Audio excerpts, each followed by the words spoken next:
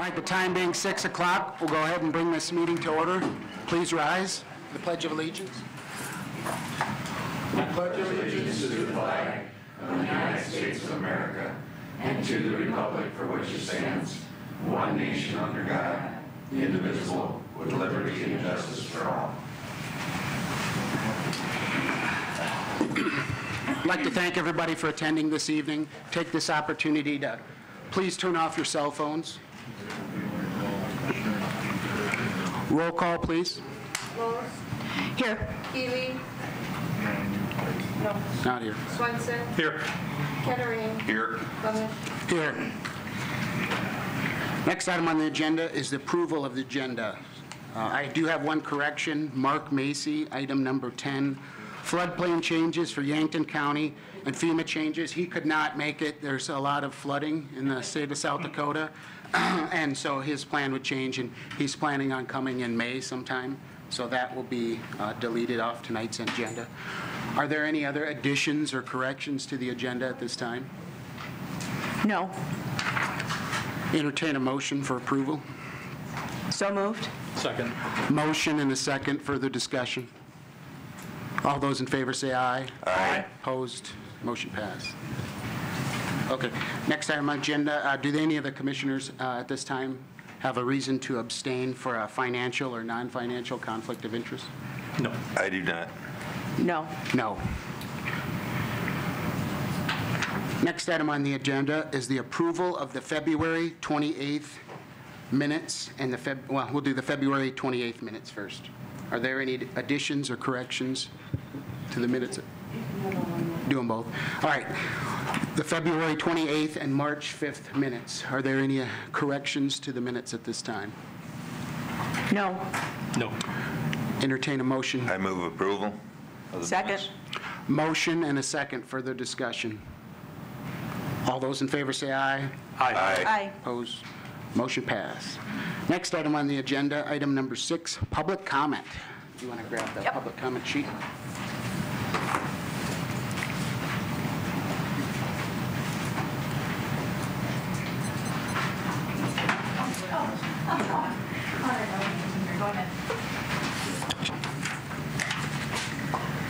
Good evening, Honorable Chairman, members of the Commission. I'm Amy Leone. I'm the City Manager, also Yankton County resident, 2212 Valley Road.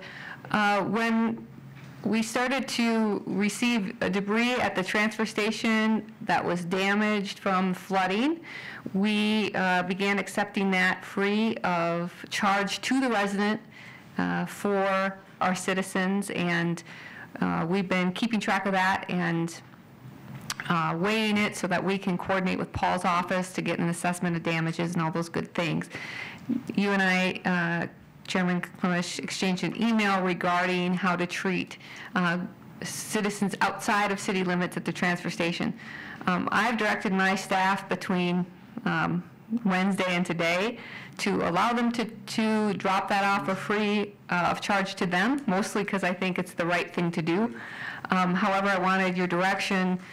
We do have quite an expense in hauling that material over to Vermilion, burying it, and I was just wondering, will you be acting on that this evening, or should I work through somebody at staff? I don't want to just send a bill to Patty and for her to, be surprised at the end of the season. We're going to be accepting those things free of charge to the resident until Saturday the 30th.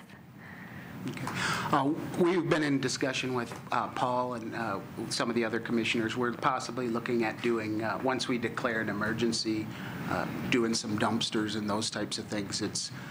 We're working through that, talking with the other commissioners and seeing what they want to do. But did you want to address that one at this time, Paul, or did you want to do that after at the declaration? I think we should do it after the declaration. Okay.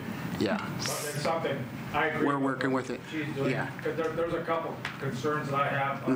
The three, we talked about, me and you talked about 3 options. Sure. And I want to address that tonight. Okay. But some of them are just kind of more complicated than the others. They all would be a FEMA requirement, but yet it's going to be a little harder to do. But I think we need to discuss that. Okay. I think it's awesome that the city's willing to do that for us. Can I ask a question? Are you tracking that separately then? We're tracking people by address, so we know who's in city limits and who isn't.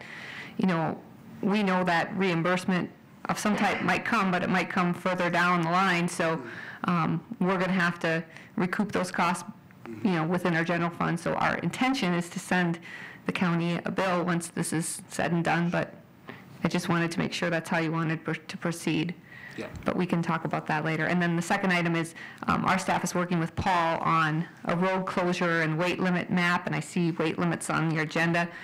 Our primary concern is dispatching folks, in heavy equipment or even in police equipment or in the sheriff's office to areas where we're not certain what the road conditions are. So we've been coordinating that, and he's going to get us that map as well.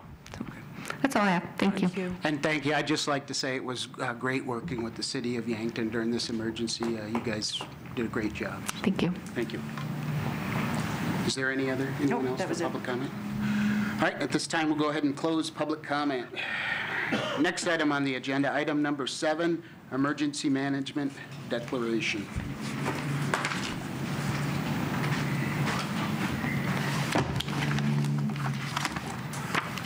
I'm going to pass this around. We got it late. Rob has looked at this, our state's attorney. This is the declaration. I will show you some other numbers here that you want to take over. Thanks, Paul. When I get done with this, we assume that you approve it, but I give you a copy of it also. When we go ahead and approve this, we'll make a copy. I'm actually going to send a copy of this to Amy and to all of the other townships and everybody else, so they can basically take this same document, change it up to fit their needs, because they'll need to do a declaration in each community. We're doing it kind of a broad, it's got to start here before anybody out below or other government agencies can do it. So as of, first of all, we're going to jump back one step here. You gave me permission here a couple of months ago to go hire somebody new. The new person hired here is Erin Hatchesky. She starts tomorrow. So we're going to have a trial by fire. She actually worked a couple of days last week, Wednesday and Thursday, to get during the flood. So it worked out real well. But I wanted to introduce you to her. Since Wednesday of last week, we opened up the Emergency Operations Center. It was right around 4 o'clock in the afternoon when the flood water started received, with anticipation that there be requests from either the counties, the towns, emergency services, and other areas and residents of what was going on because of the flood. The initial priorities of the Emergency Operations Center was to basically get set up, get people in there, and wait for coordination with the state EOC and the safety of all, making sure that we were getting the information and stuff out to people and government agencies who needed it. One of our big concerns was life safety and home infrastructure and public infrastructure. It was something ironic that we had 5 water rescues within the city limits of Yankton. I mean, it just, that's kind of unheard of. And then we ended up having 3 more and 1 over in Bonham County also later on Thursday night. But anyway, we set up a sandbag station at the county highway shop. It was kind of a self-service. We ran into an issue on the day of the flood because we couldn't get gravel from the pits because they were either flooded or the highway department, their pile was hard as a rock. But the next day we found some at a facility and we started hauling it in. We got a site that's still set up, running and ready to go. During that Thursday, Friday, Wednesday combination, if we contacted the towns, the townships, asked for any additional resources they may needed outside of what we couldn't provide within the county. At that time, we only had a few pumps that were looked at, and we're managing that now. We found some that we could rent locally, and we're taking care of that as we speak. And Mike will have more of that later on when he talks about what he's doing with the flood. The governor came down on Friday, addressed us. They did a flyover around the whole county, if you will. She basically told us that, yeah, we had a lot of water. And but the state, just before she left Pier, the state declared a state of emergency. So the declaration process has started. So, and then she was on her way to the dunes. And anything that we needed to request from her, one of the things, a suggestion that it might take, and I haven't had a chance to talk to Mike, but with all the bridges, the city might have the same things. If they're looking for bridge engineers, we can put a request in the state for specialized categories of people or equipment or whatever we may need once we get through this process tonight.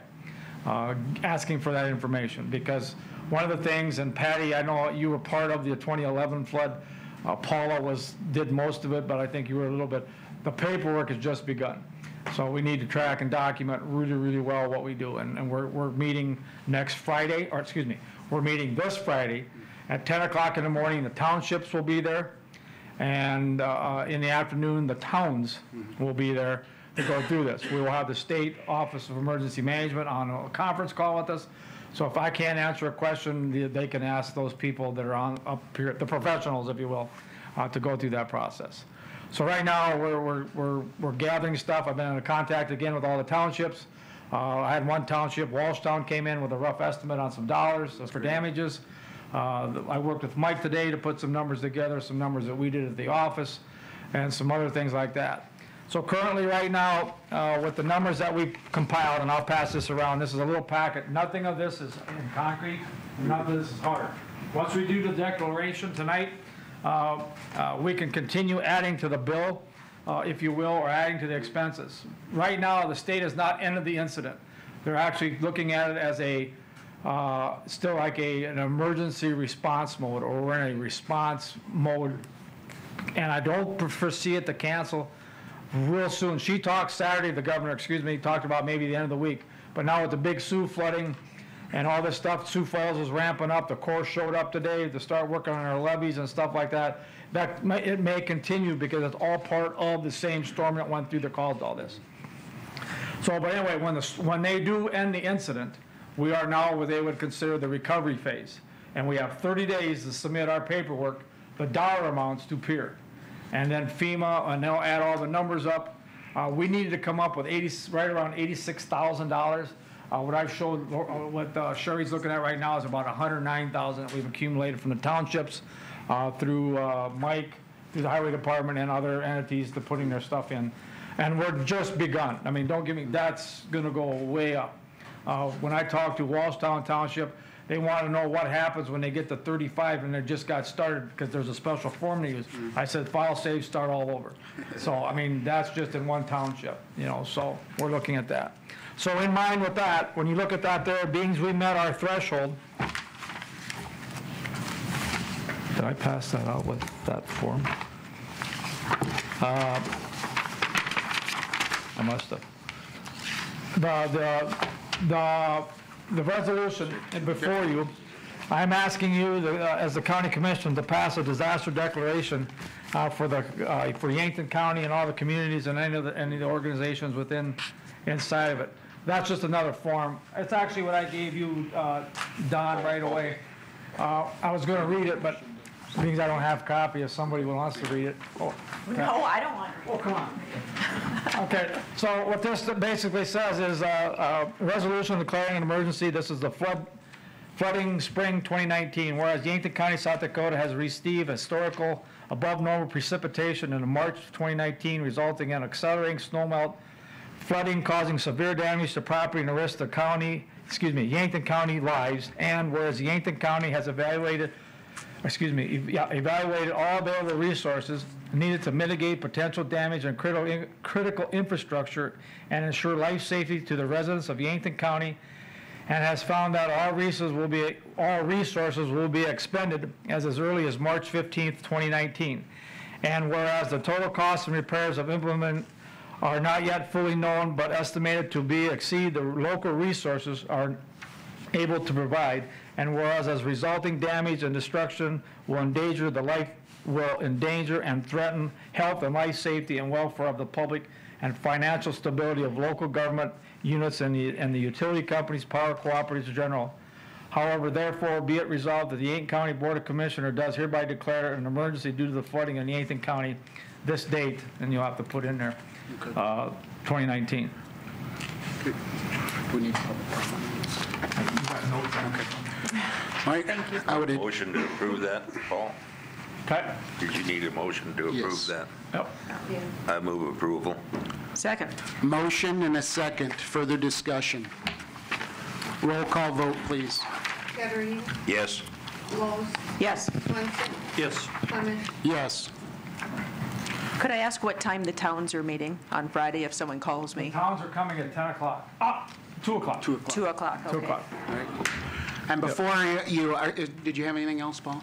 I got to say, what a great job our emergency management did, and all our first responders, the city and the small town, the amazing things they did. As a community, we came together and we saved lives and we saved property, and a lot of that is due, to Paul and Aaron and our whole team. So many people came together is a great thing, and I hope you join me. Let's give these guys a round of applause.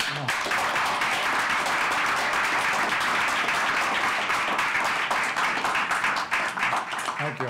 Paul, I wanted to ask you, did you get to use that boat on those water rescues? The boats were being deployed, and they were able to actually, some of the residents, or excuse me, we got the people out of one of the places that they could drive the bus to.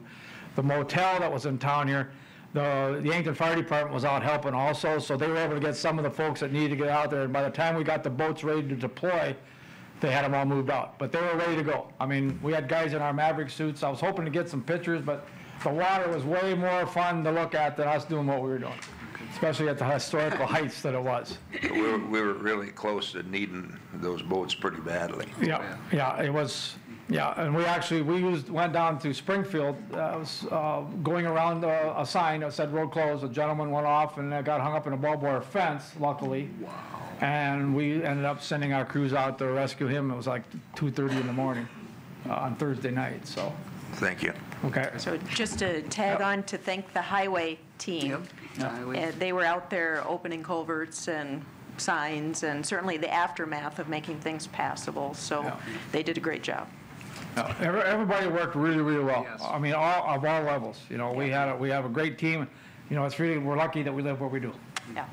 If somebody has any questions, are they still calling 211? Yep. Okay, Oh, so good you want to point. put that out, that if people have questions about what to do with the flooding? Yeah. Right now, can I have just a couple more minutes? Yes. Okay. If you were flooded and have damage, you need to register with 211. What we're trying to do right now with this declaration, the 211 organization, which is our volunteer coordination is being handled by United Way here in town. You sign up or you call them, give them your information. We're trying to get public assistance so for the governments and stuff, but there's also a thing called individual assistance which would turn around and help the individuals. But we have to meet a certain threshold for that to happen. So if you have problems or damage, you need to let them know and get you on a list. During the 2011 flood, we had 39 facilities that were houses and businesses, and we almost didn't make it because there wasn't enough damage because it was either a summer home or it had flood insurance, so it wouldn't count. So we need to make sure everybody's registering. If you need help getting this stuff out of your basements or muck out whatever you need to do, you call the 211, and they're taking names for people who are willing to come out and help you. And you call them, say, I need a couple people, they'll line it up, they'll send them out. I just had Rob work together on a liability form for them so that they don't hold the county harmful, or harm, however you want to say it. Sure. So we're working on, that's all done. People are going out actually tonight to help people get going on that. So, Now, go ahead. is there a 30-day window on that as well for the 211 for individual So assistance? that keeps, once the no, that can go on for months Okay, afterwards. so you could call in 3 months Yep. if you didn't know about it today. Okay. Right. And will you get with Amy from the city and figure out what you'd like to see with individuals with garbage then? Are we going to want to have them bring that in, or we should probably just get that addressed because people got moldy carpet in their basement. They want to get it out. How do we want There's to two things, and it's not on the agenda, so I don't Sure. think you guys, I kind of forgot Sure. to call you guys Yeah. about this. But there was 3 things that we talked about doing, or that's possible doing. Getting like a 25-yard roll-off and putting it in a couple of them, or like one in each community, and a couple out by Riverside Acres, and a couple around town where people got, the damage, so they don't have to haul it all in. There was another discussion about just to have people put them on a pile, and then maybe having the highway department go by and pick him up with whatever. I had a problem with that because once this dries out and the wind comes up, not that the wind ever blows here, it's going to be all over the neighborhoods, and we don't want that. So to me, that was out. And the other is just have the people haul to the city and let them track it, and then we just put it to the mitigation and go through the process. Even though all this could be done that way, I personally think we need to have people haul it to the facility. That sounds kind of harsh, but that's how I feel. And the reason I say that is we want flood damage. We don't want my summer cottage to be cleaned out because it's that time of the year and I see a free way to get rid of stuff. Sure. I'm being honest. Okay. So to me, that's the way we go. And I think, I mean, you guys will have to, I don't know, do whatever you got to do to decide that. But I think I'll talk to Amy maybe tomorrow or later. Okay. Figure out what you'd like and then do a press release so that citizens know what they can do if they're damaged.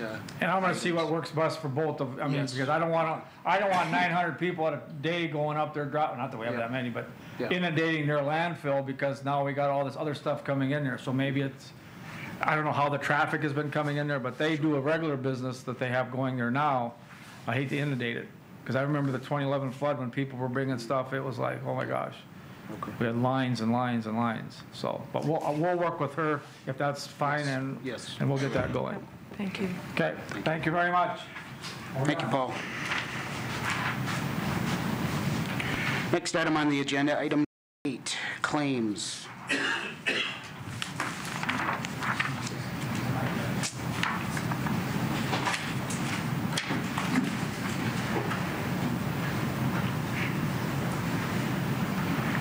Entertain a motion for approval of claims. So moved. Second. Motion and a second. Further discussion? All those in favor say aye. Aye. Opposed? Next item on the agenda, budgeted cash transfer. I need a motion to transfer $50,000 from the general fund to emergency management for a budgeted cash transfer. Entertain a motion for approval. So move. Second.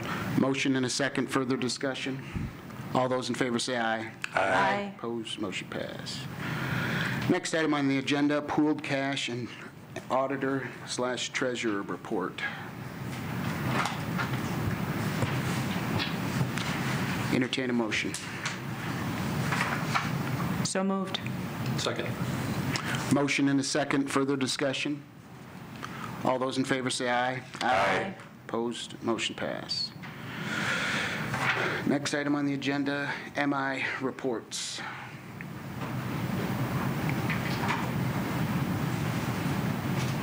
Do we document these if they go up each month, or do we track that, or? Okay. Okay. There you go. Entertain a motion on MI reports. So move. Second. Motion and a second. Further discussion? All those in favor say aye. Aye. Opposed? Motion passed. Next item on the agenda, Good Friday. I'm requesting Good Friday off for the county employees. Was that requested every year usually? We have, yes. Can we just do a permanent thing where we would add it to the calendar? Is that something we could do, or? I think so, Captain.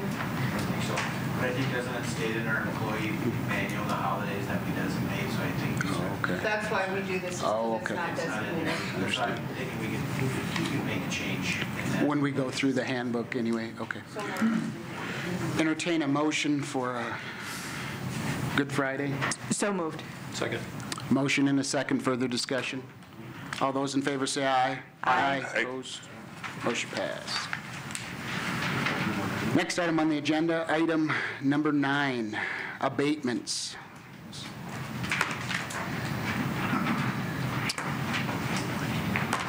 Welcome. Good evening. Well, there's no easy way to put this. The assessment notices go out once a year and the tax bills go out once a year. And at that time of year, any mistakes that were made in the previous year come to light. And the first abatement request that I have is for a mistake that I personally made to the detriment of a taxpayer. This was in the entering of an exemption that was approved at boards April 7th of 2018. I entered the exemption and I made a mistake so unusual that it took the software providers 2 weeks to find it. So to fix it so that the taxpayer is held harmless, I'm asking to abate $5,136.42. And I want to apologize for the commission for having made this error, and we will try our hardest in the future to never make this mistake again. I wish I'd never made an error. Don't worry about it. Thank you. Oh, I do worry about it. This is taxpayer money. I move approval of the abatement. Second. Motion and a second. Further discussion? Roll call vote, please. Kettering, Yes. Wolf, Yes. Swenson, Yes. Clemish. Yes. Motion passed. Thank you. The second abatement is to abate $696.29. These are taxes due, or taxes that were assessed for buildings that were demolished mid-year, and it has been our practice when buildings are destroyed mid-year like that, that the taxpayers do have the option of applying for an abatement, and we usually grant those. Where were these buildings demolished at? I've got the legal there. I don't have the site address written down. It's in Gayville Township. Is this the farm place that was bulldozed to put that hog barn along 50? Is this that one? Possibly. I didn't look ahead to see what permits we had coming for the next year. That sounds about right, though. Okay. And then were there trees removed too? That I don't know. We don't assess trees, so I don't care if trees were removed. Yeah, for my benefit, because I'm tearing buildings down this summer, is there a deadline for me to come in? Come in and report to us that they're gone, and we'll make sure that we get them off for the current assessment then. So November, is there a No, deadline? November 1st is our assessment date, and then if you're requesting abatement for that partial year, those papers are filled out at our office as well. Okay. Not that the old buildings I'm taking down are valuable, but just so it's... Every little bit counts, I know. Okay, I will make a note.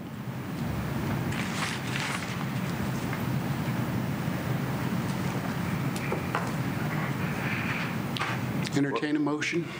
Do you want to know? Is that? What was the section? I don't know. Section 9 Yeah. of 9354. Yeah, because Carl owns southwest quarter in section 9. 93, 92. 9354. Yes, 93, 54. Yeah, You said who was Carl Shank. Carl Schenk? I move approval of the abatement. Second. Motion and a second. Further discussion?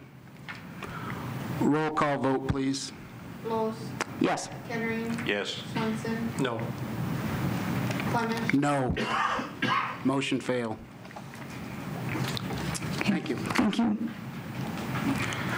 Next item on the agenda, item number 11, January and February Sheriff Report. Sheriff? Evening. Good evening. The report you got last month, the one that's titled January, they sent a draft, so ignore that one and just look at the one from this month.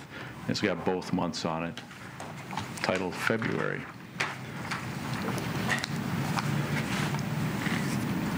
Any questions? The jail income for the month of January was $183,573.73. February, $158,506. So far, $342,000, which is above last year. So it's going well there. The office income, which is the fees we get for service of papers and so forth, we're right at $23,000 for the 2 months.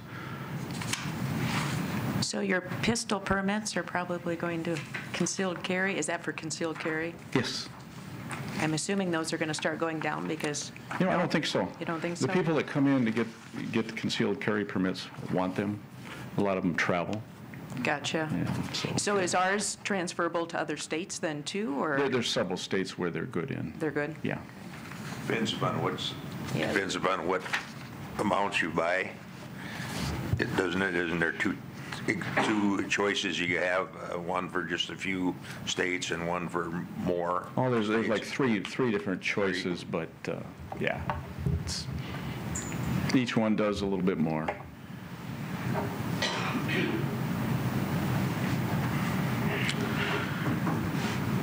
Entertain a motion for approval of January and February sheriff reports. So move. Second?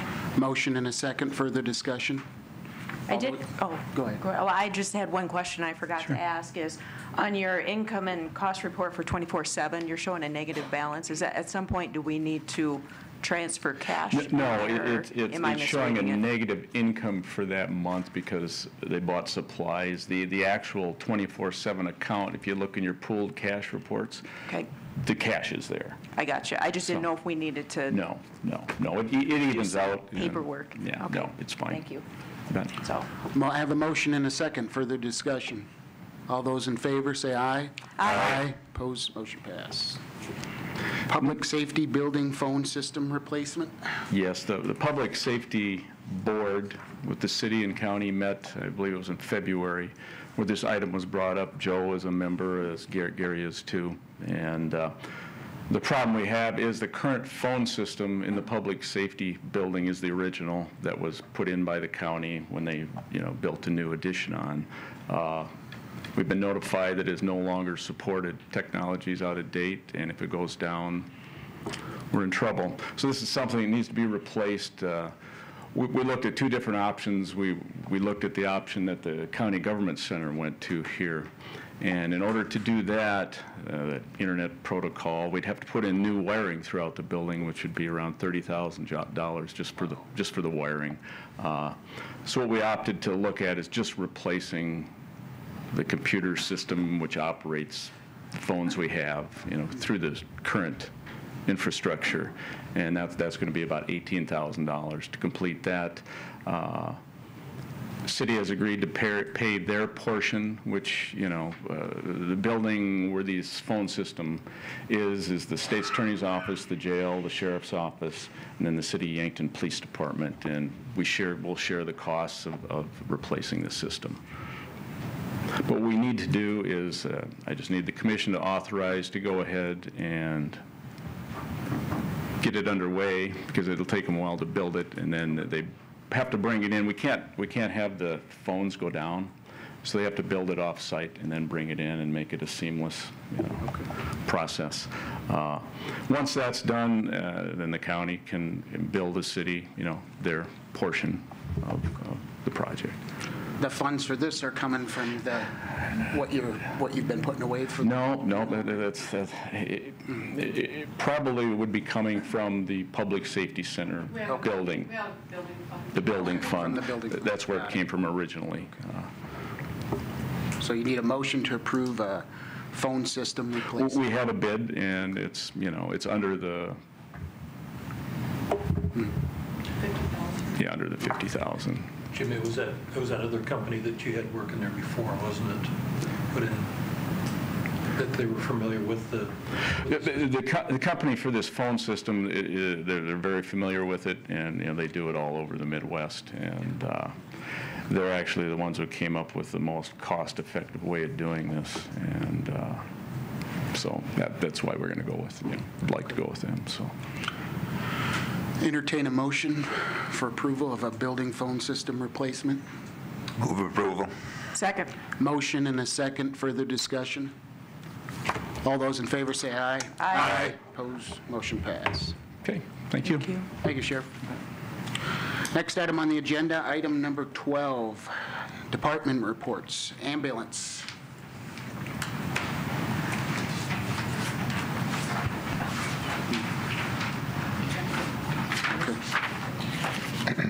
Good evening. Evening. So we had a pretty productive month last month. We did collect let's see, about $80,000 in reimbursements last. We put that about just a little over $2.60 per resident for our operation of our ambulance for the month.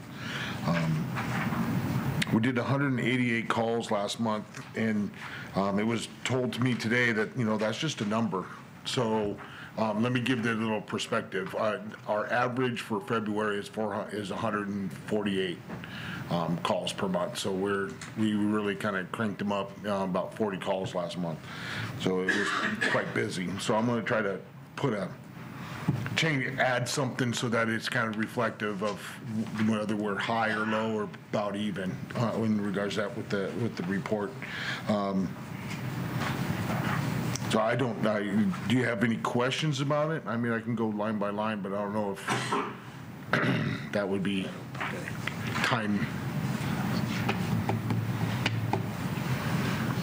We do have the adjustments that we need to do on the back. We have the insurance adjustments. Okay. And the sheriff and coroner adjustments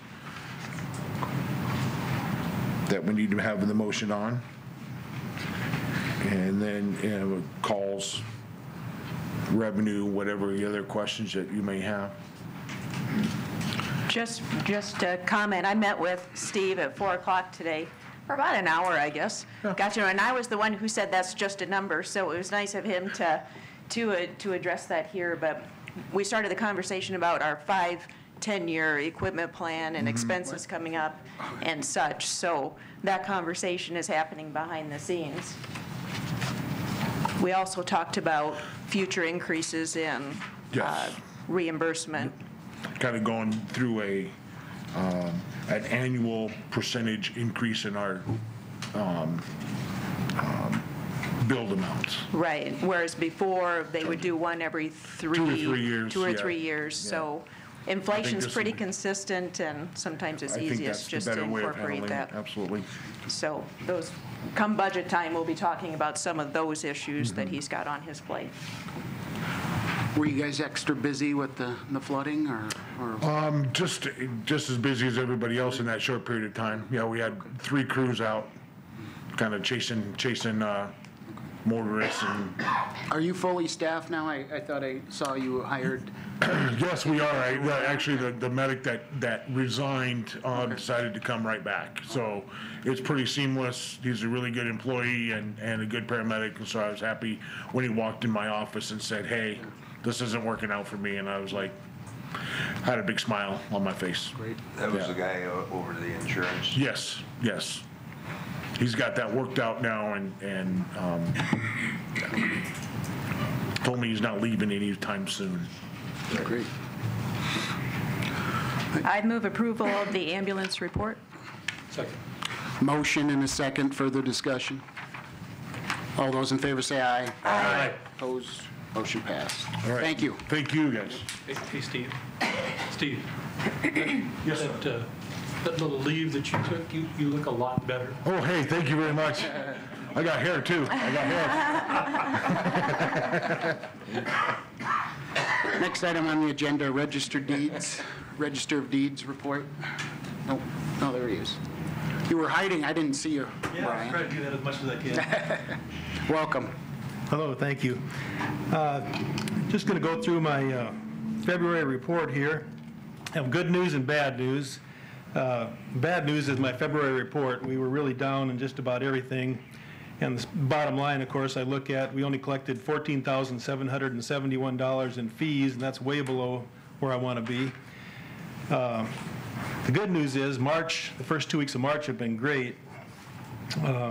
For example, we did $3.7 million of real estate sales in February. Already just in the first 2 weeks of March, we've done $10.2 million.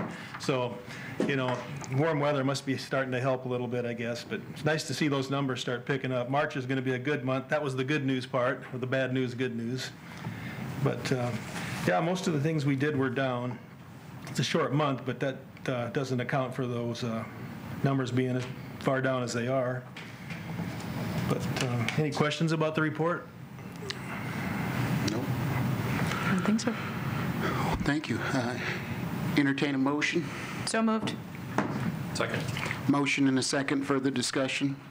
All those in favor say aye. Aye. Opposed? I was just going to take about 60 seconds to share an experience I had, a new experience for me last Friday. I was asked, there's a federal judge in Sioux Falls I know, and was asked to come up and speak at an naturalization ceremony for new citizens. And that was the first time I'd been to one. And I just really recommend that anybody ever has a chance to do that.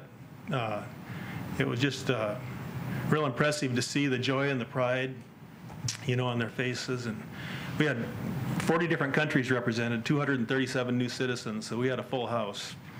And they, the energy they bring to this country and the powerful level of gratitude they have, I think if everybody witnessed that, there'd be a lot less discord over immigration. So just wanted to share that. Thank you. Thank you, Brian. Next item on the agenda, Veteran Service Officer Report.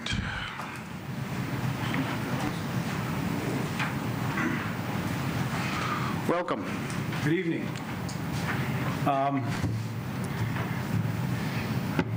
The report is the same stats that we worked with last time. If you have any questions about it, it's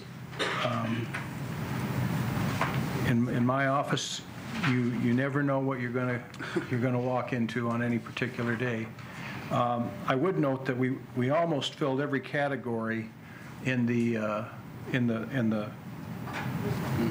the chart here with an inquiry from veterans.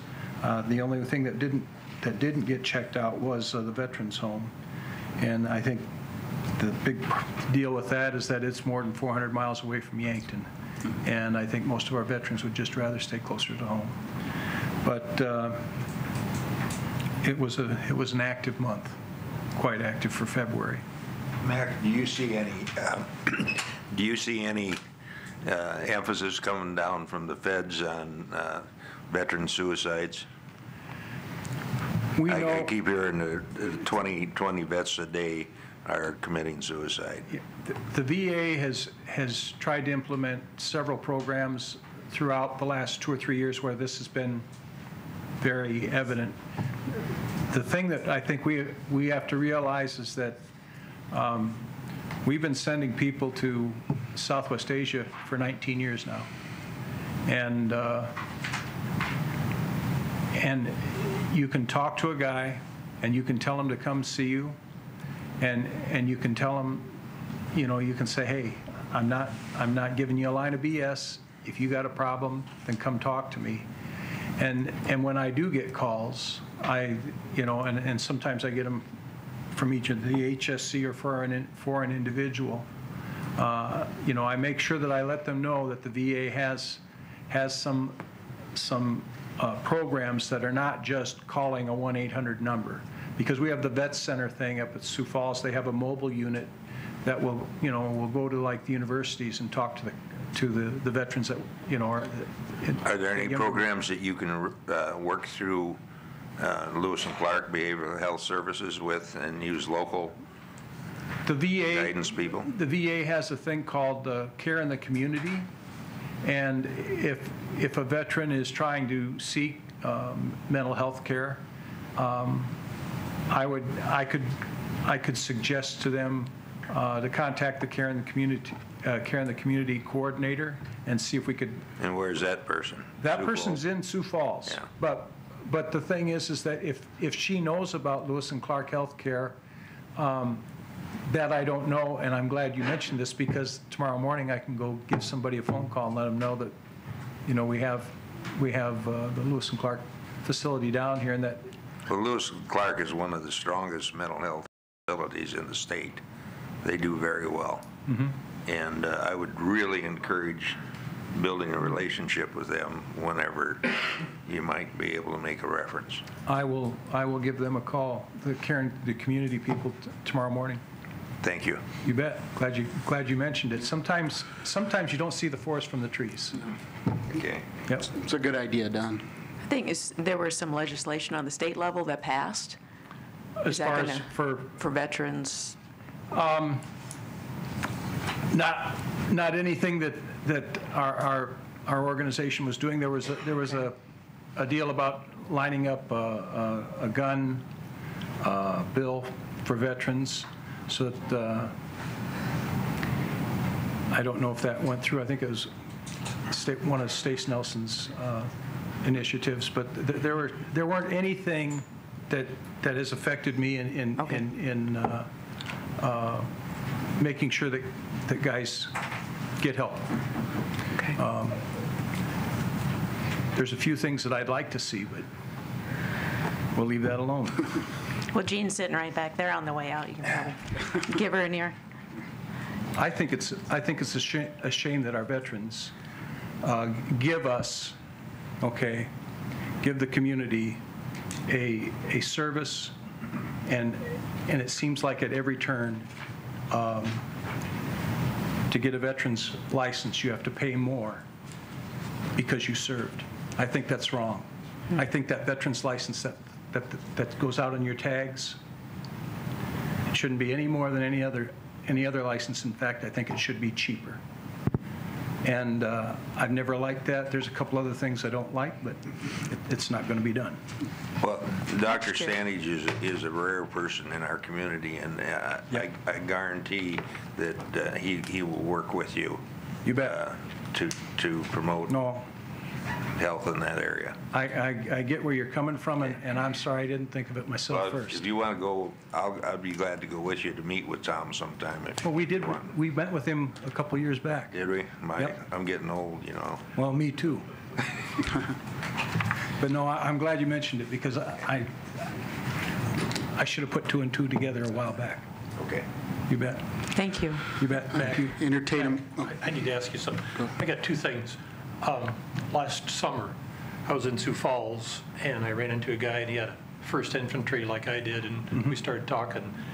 He said that you had helped him, and he had told you that, oh, I'm not from Yankton County, but you helped him anyway.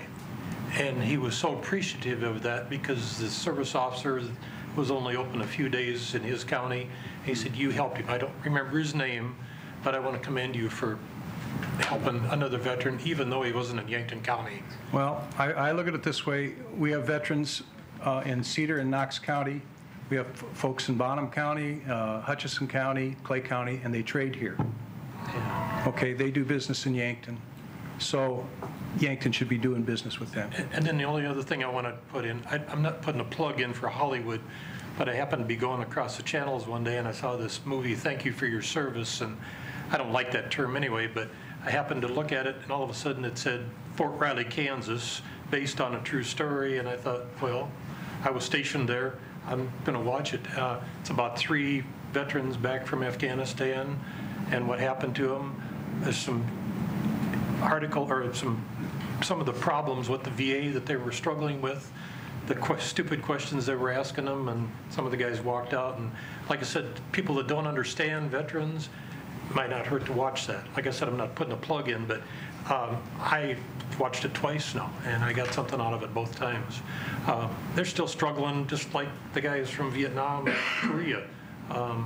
The same generic questions. How many guys did you kill? How many, stuff like this that, you know, and the VA is starting to change, finally, for the better. For the better. So.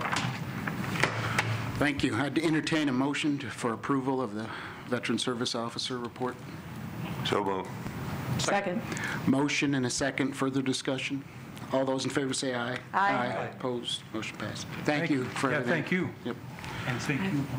The welfare report, Mrs. Adamson is not here tonight, so we will not have that report. Or you have it in there. We have it in. Yeah, we can approve that. All right. Next item on the agenda is the welfare report. I don't remember noticing the jail. Do we always have welfare reports from the jail? We have applications from the inmates. From counties other than Yankton County, or just? No, they're Yankton County. They're all 17 of these are Yankton residents. The jail ones? Yeah. Yes. Okay.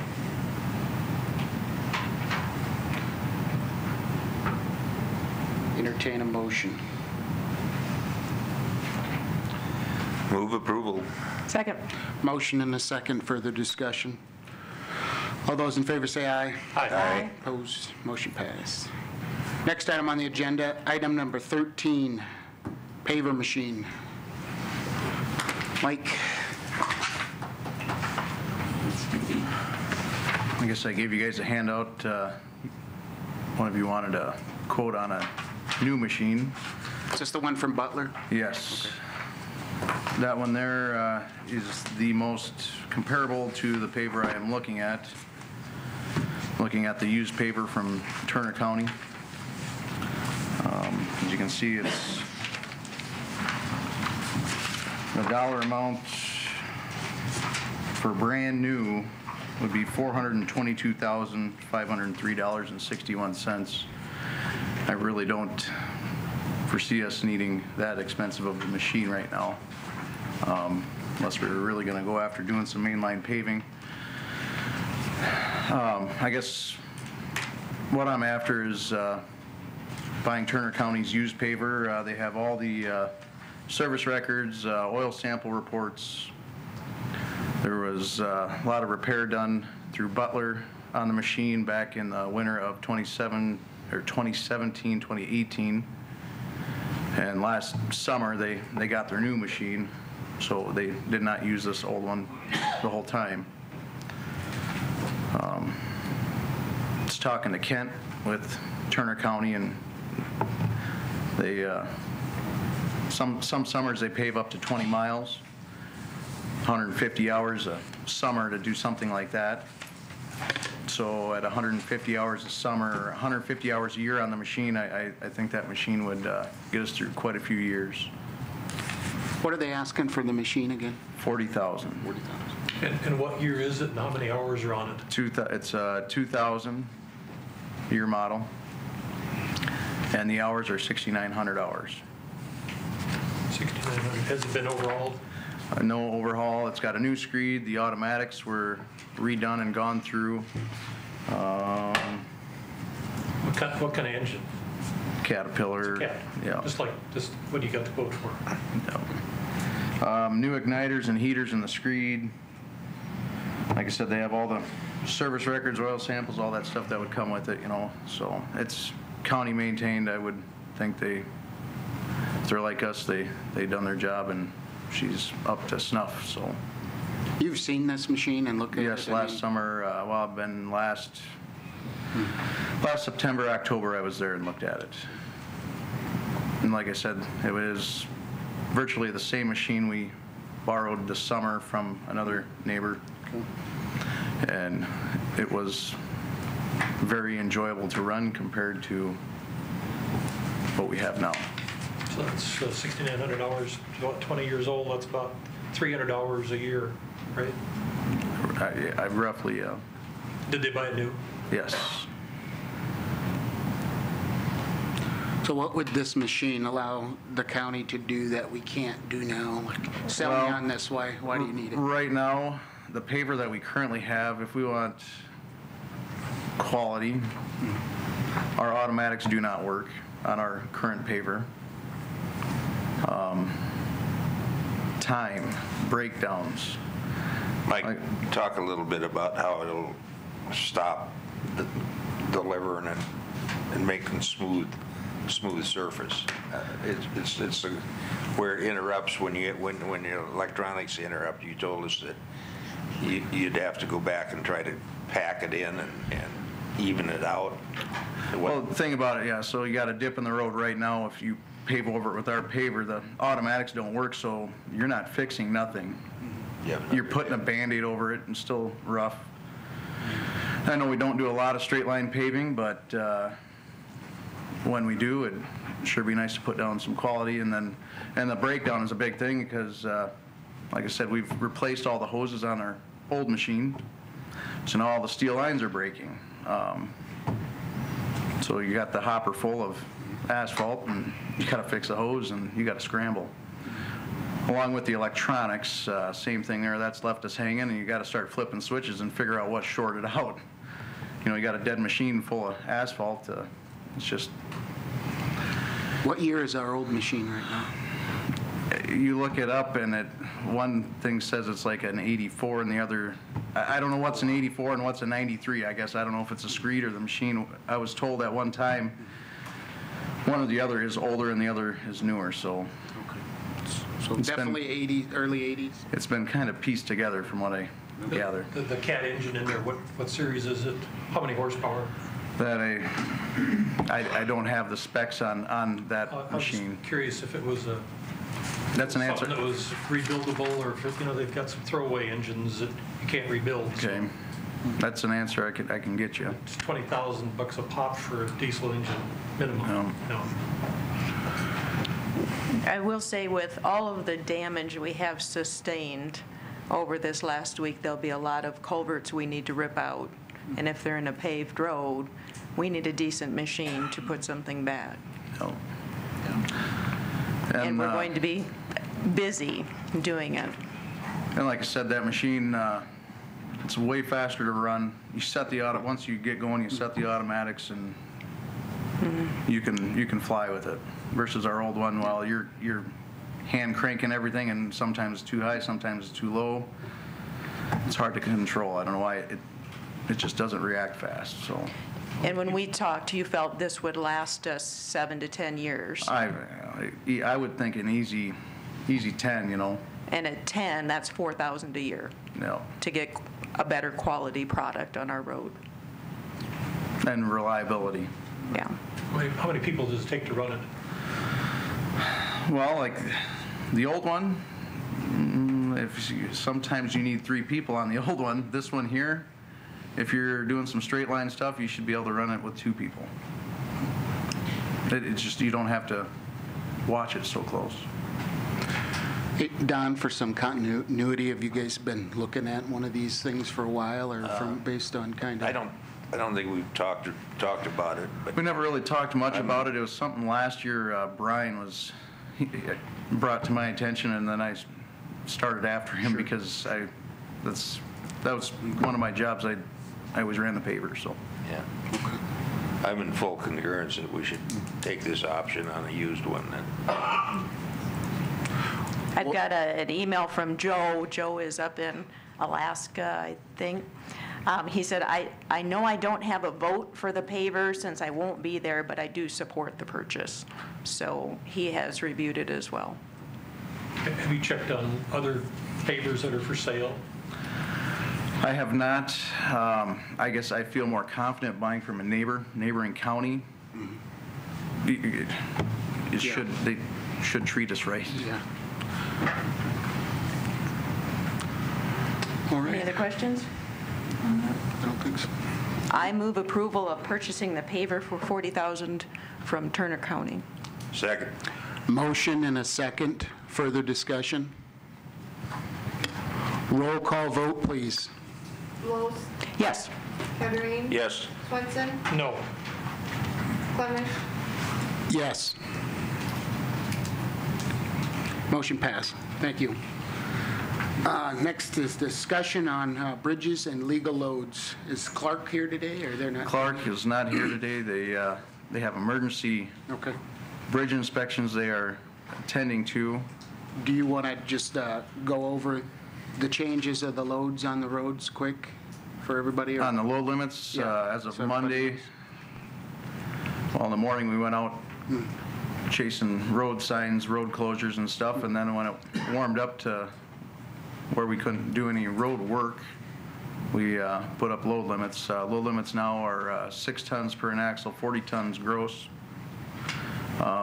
with the exception of the concrete road on Deer Boulevard going to Dakota Plains. That one is not posted, but the rest are. Well, while we have you up here, could you just take a moment and talk to the public about the conditions of the roads after the flooding, and just let people kind of know where Conditions of the roads, asphalt roads, we have most of them passable. Well, except tonight before the meeting, I had to send a couple guys out north of Lesserville, south of 46. That first, I would say probably a quarter mile south of 46, we have a culvert that collapsed into the almost all the way to the yellow line. I had a picture sent to me. So that road will be closed until the ditches are full there. Tomorrow, I would assume our plan is to go out there and dig the culvert out, let it drain, and get it reopened as soon as possible. But the rest of the roads are gravel roads. People really need to pay attention. We ran out of barricades. We ran out of road closed signs. We started flagging stuff and using road cones to close roads. There's washouts, deep washouts along the side of the road. There's deep washouts across the roads. We've had motor graders out in the mornings trying to smooth out everything they possibly can just to make it passable.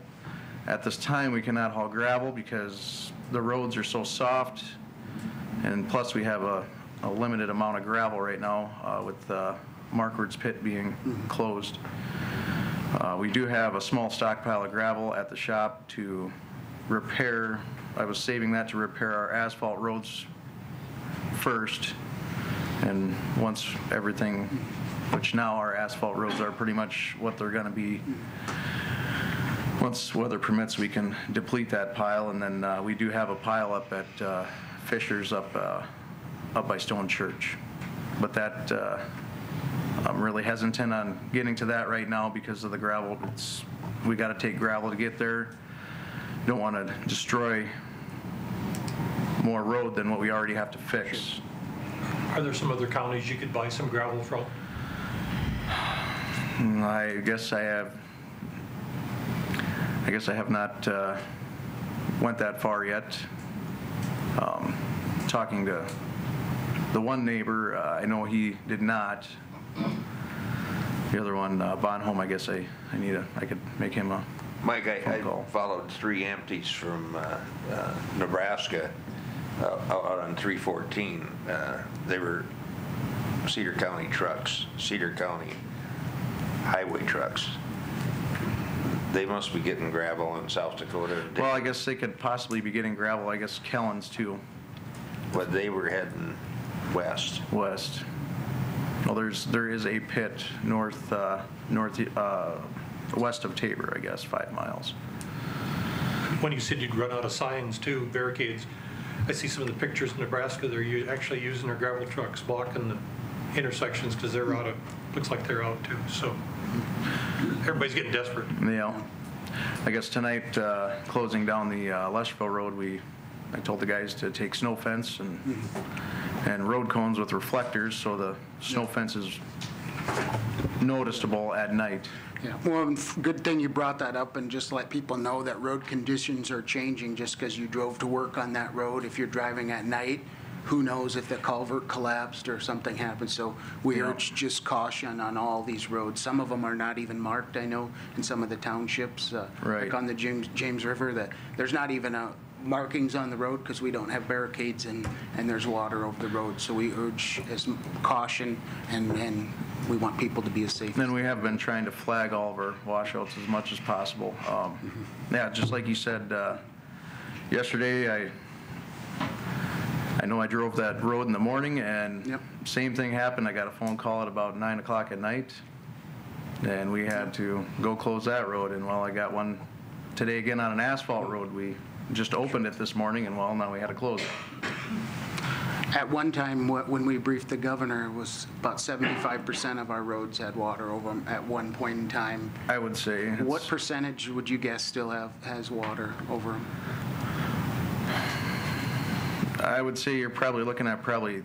30% still. But there's still a lot of roads that are impassable that, where the roads, where the water ran over the road so much to where it chewed out a foot of gravel. The grass shoulders are higher than the road base. You took out a lot of base there. It's not worth it in my eyes to go spread gravel, put a foot of gravel on that. I think what we need to do is get some clay hauled on there first, fix it right. Because if you just put gravel over that again and the water comes by, it's going to take that gravel first. You need something to pack down to the hard pan there, Thank you. Did you want to discuss the bridge inspection for 2019, or do you want to Yes, wait for Clark Engineering to do that? No, that's, Good. we have to move forward. I guess I need approval to have Clark Engineering do our 2019 bridge inspections. We have, I believe it's only 2 bridges this year. Did we bid that out? Did we bid that out, or? No, it's just a referral from us, me and the commission. The state, the DOT needs, I just got the letter here a couple weeks ago, And they have a deadline. and they have a deadline of March 29th. They need a response. So you need a motion for that? Yes. Approve? Entertain a motion for selection of bridge inspection engineering for 2019. So moved. Second. Motion and a second. Further discussion? I just had a question. He said we're going to have 2 bridges inspected this year. With the water moving through them, should we have them all? The main Well, ones? talking with Paul, like he mentioned, there is state. Yeah, when we were speaking with the governor, we're going to request that the state inspection team comes and helps us on, especially some of these larger bridges, and that's already in the works to do that. We needed the emergency declaration. This is for just the normal yearly bridge inspections on them. So I have a motion and a second. Further discussion? All those in favor say aye. Aye. Opposed? Motion passed. One more thing. I see there's a few people here that, were you guys going to discuss Jim River bridges on? That's next. Public comment on James River bridges? Yep. You can stand by for that. So, did you have anything else, Mike? Okay. Nope. Next item on the agenda, item number 14, public comment on James River bridge replacement. If there's anybody who'd like to give us their opinion on James River bridge replacement, now would be the time to do so. Please come up and state your name and where you're from. Kurt Ulmer, Menlo, South Dakota. Actually live in Hutchinson County. Approximately half the land that we operate is in Yankton County, and it's in the Stone Church area there. We own the land next to the bridge, from the bridge to the church. And we have farming interest on both sides of that bridge. You know, I can stand here for probably half an hour and talk about the hardships that bridge is causing us. But I don't think that bridge, any of the bridge replacement or repair should be based on like a popularity contest. I think we need to look at the needs of the community and what those bridges serve and put them in a priority based on that. You know, we're in the north end of the county. We feel like we get neglected up there, and we don't want to feel that way. There's several farmers in our area that either run trucks, farm on both sides of that river, and it's a real handicap. I'm not sure we can run our school bus across that bridge with a few kids in it and not break the law. So I don't know what else to say about that. Any questions for me? I don't think so. We appreciate you commenting. That's what this is for, so we understand. And I know where you folks are coming from. I'm a new county commissioner in Hutchinson County. Like this gravel thing, like I would suggest calling commercial asphalt. They opened a new pit between Olivet and Maxwell Colony, and they have excellent gravel there. You might be able to get something out of there for the north end of our Yankton County, you know. Okay. Thank you for that.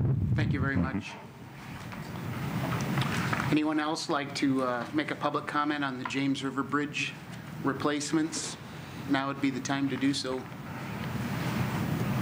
I did receive 2 calls of folks who could not be here tonight. Bob Chop was one. He lives in Utica Township. He's on the township board there, and he said his number 1 choice, if we only had to save one, would be Stone Church, and essentially for the same reasons that you had stated. He feels there's quite a bit of commerce that happens between Menno and Lesterville things moving back and forth. And if it wasn't there, it would be quite a trek around versus, for example, if the Colony Bridge wasn't there, at least you've got the Highway 81 and the 46 state bridges to cross. So his number one was Stone Church. And I also received a phone call or an email, I guess, from a gentleman who lives over here on Mission Hillside. Just a second.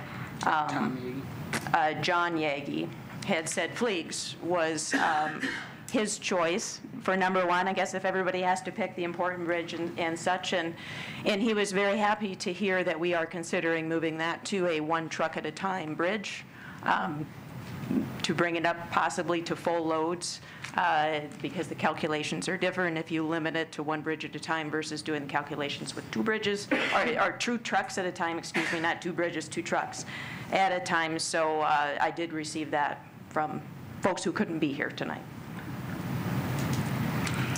Could I? Yes, come on up, sir. Introduce yourself. Tell us where you're from. Kent Mettler. I live in Odessa Township, way up. I'm right beside that Stone Church Road bridge. And the way it is now, I'm in the trucking business, and I live right beside it. We do a lot of traffic to Sioux City and back. And the way it is now, we can't cross that. Of course, as Kurt said, we don't know we can cross it at, it's rated at 11 ton for a single vehicle, and I think it's 13 for a combination. Is that what it ton, is, Mike? 13 ton. 13 comma. 13. And with that being said, we can't cross the bridge empty with our trucks, let alone put anything in them. And it's the same way with the school and the bus. So we need that bridge. We really need it. I hope you consider it. Thanks. Thank you. Thank you. I also have correspondence from our Alaskan commissioner. He states, I would prioritize Stone Church as the first bridge for replacement at this time. I would also push to open Johnson and Fleegs bridges to legal loads as soon as load limits are off. If big scores are important to Fleegs, I would think that making a single truck policy may buy us some points, but this needs to be confirmed. We may also look at a shovel-ready plan or increasing our contribution. We may be knocking on our max distribution at some point anyway with the other smaller bridges that will need attention as well, so increasing our match may be necessary. Anyone else care to make a comment on the discussion on the James River bridges? Now would be the time.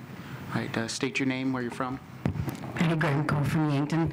I guess not just the Jim River bridges, but some of these bridges, has it been brought up, maybe you could put a big culvert under them instead of a bridge? Because I can think of where I'm from, several of those bridges that are needing replacement, and it would really be nice to just have a culvert there instead. And I think that we were planning to have Clark here tonight to talk. We have two of them that we're doing that way this summer. Yeah, and we were going to have Clark here tonight to talk about that next level of bridges, because we've been focusing on 4, and we've got a few more than that. So okay, great. That will be part of that discussion. Thank you. That's just my thought. All right, thank you. Anyone else care to make a public comment on the James River bridges? Now would be the time to do so. Anyone?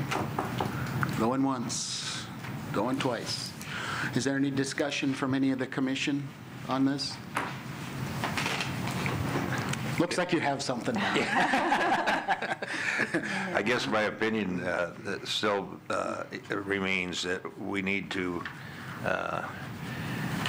establish probably a whole county plan. It seems that at the cost of several $1 million a bridge for the 4 Jim River bridges, it will be difficult to finance the construction of those bridges. I think they're all supposed to be done in the next 10 years, 7 to 10 years. So some of them can be made to last longer, as I understand, by doing things like Sherry has suggested with the 1 truck limit. Of course, you still have the issue of large agricultural equipment going over bridges and also enforcement of weight limits. And it seems like sometimes if you put a weight limit up on it, it's a target for somebody to see if they can't get across with a little heavier load, which doesn't make sense, but it seems to happen. So I guess I think we have to select 2 bridges at this time for Clark Engineers, and of those 2 bridges, I think they had recommended Flags be second and Stone Church be first. I guess my opinion is I find it difficult to support Stone Church at this time. If there's something we can do to prolong the life, that's fine, but it appears to me that traffic can be diverted, not on great roads, but on other roads to get over to 46 and inconvenience people a little bit, but it's a financial issue that we got to face as a county. We don't have unlimited resources, and people have told us that they don't want to increase taxes. Don, you've talked a couple times about a corridor plan. Is there a plan that's written, or is it in just a developmental stage, or is there one out there that you've? Well, the proposed corridor plan that I was referring to was one that Paul from Brookings had presented here at a meeting, and it was the problem that every county in the state has. Ours is like 250 miles of asphalt, and we can't support 250 miles of asphalt. So get it down to where you can support and keep 2 corridors, one on each side of 81, one on each side of 46, or someplace in between, and make those priority roads, and then try to keep the next scale of roads repaired to a basis that they're good travel roads, but probably are not asphalt or concrete roads. And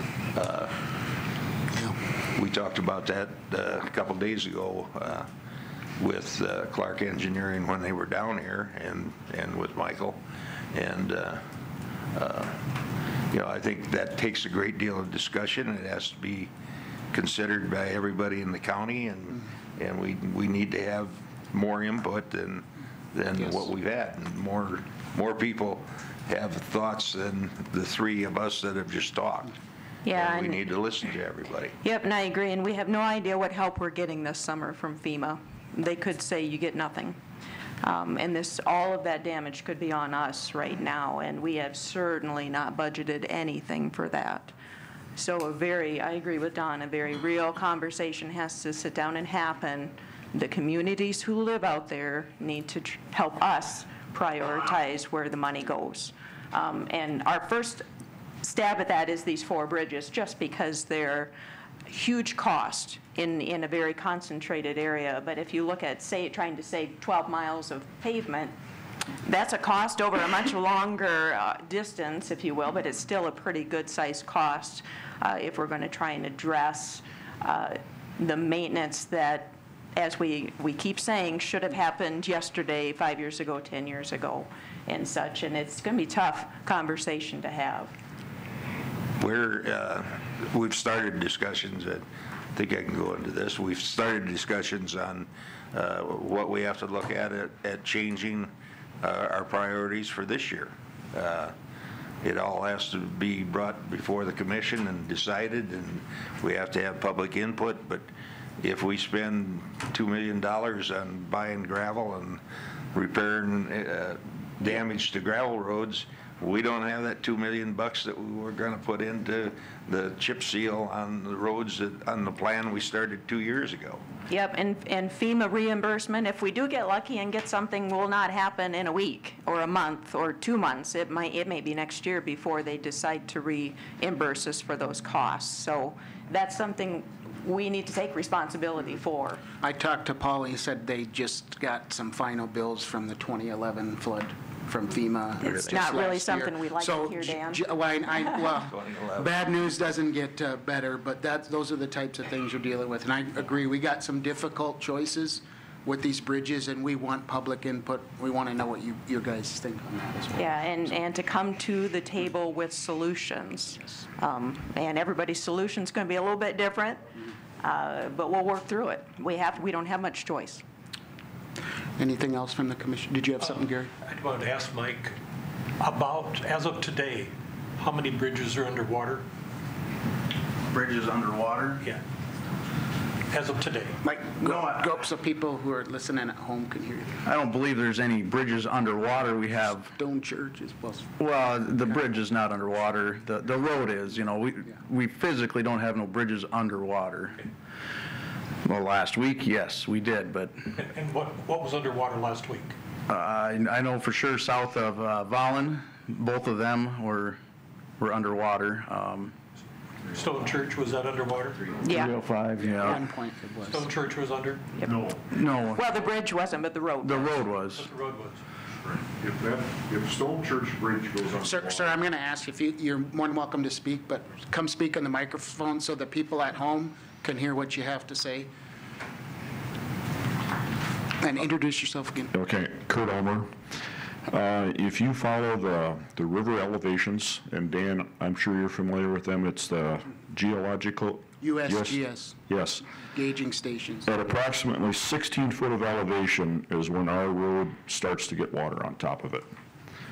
At, let's see, the record high on that river at Scotland, South Dakota, which is Maxwell Colony, was 20.45 feet in 1984. That's when the dam broke on Menno Lake. I remember that year very well because we had to build a dike to hold the water out of our basement windows by the church. But even at 20.45 feet, our bridge is not engulfed with water. I think the river would have to go to like 24 feet before that bridge would actually be in water. It's the area between the bridge and the church. That's what gets covered with water there. So. Thank you. And thank you, because we need input from people that live in the areas, because you probably go across that bridge several times a day sometimes, don't you?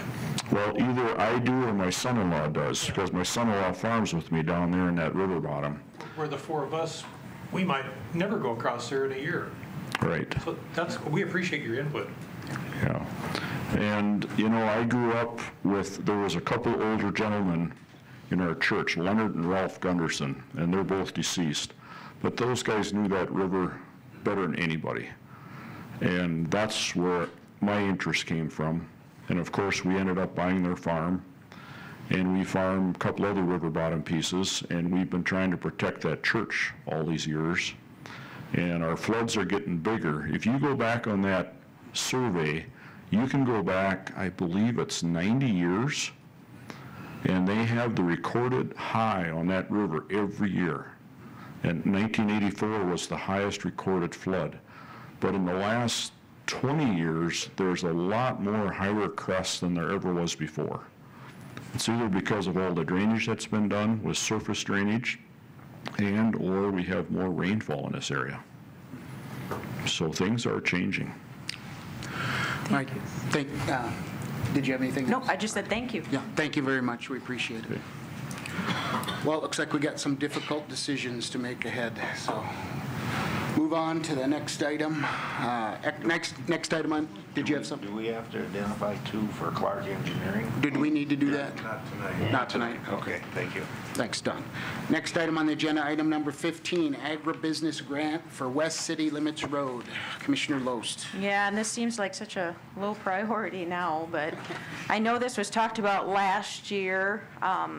And what it is a cost-sharing grant with the state for agribusiness access grant program for local governments to get elevators, ethanol plants, et cetera, and considering an oat mill that just got built out there. And when I was at the highway department this morning, I drove north to drive over where the water hauled over the road, and this application would essentially be, and Don, I know you guys started it, so you can chime in any time, but the intent was to improve the gravel road that's there and to upsize the culvert that flows from Nelson's property, the highway property, over the road onto the other side. And I see that in front of the oat mill, they have a big retention pond with a huge culvert on the backside. So I'm assuming they would like us to get our water into their pond and flow through to the backside. And Mike, you can jump up anytime you want to, but I did call Bob Chop on this, because right now, my understanding is it remains a township road. The county had promised to take over control of that road, I don't know when, but years ago, and Dennis is sitting back there just shaking his head up and down. So I think, one, we need to transfer ownership of that road, the chunk that we use anyway, from the township. That's one. And two, I guess I would like to try to apply for this grant to improve the gravel, put in a culvert, and make everybody true in that area. So, and I know Bob said that he had talked to the guys across the road, and they were okay with gravel. They weren't requesting pavement or anything like that. Don, is that your understanding? Because I think you were at that meeting. Yeah.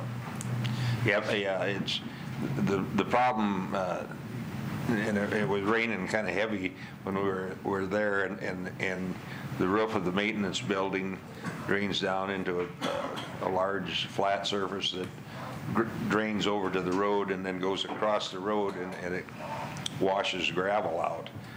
Some of it washes, they put some 6-inch plastic pipe in to drain it north into Nelson's field, and then it comes across the road, under the road through a culvert, and then into these, I think they have 2 drainage ponds there, and their concern is just for truck traffic coming in and out. They think they'll have 10 trucks loaded both ways each day on an average, and they just wanted to get that water through to the holding ponds, and so I don't think it was a huge deal.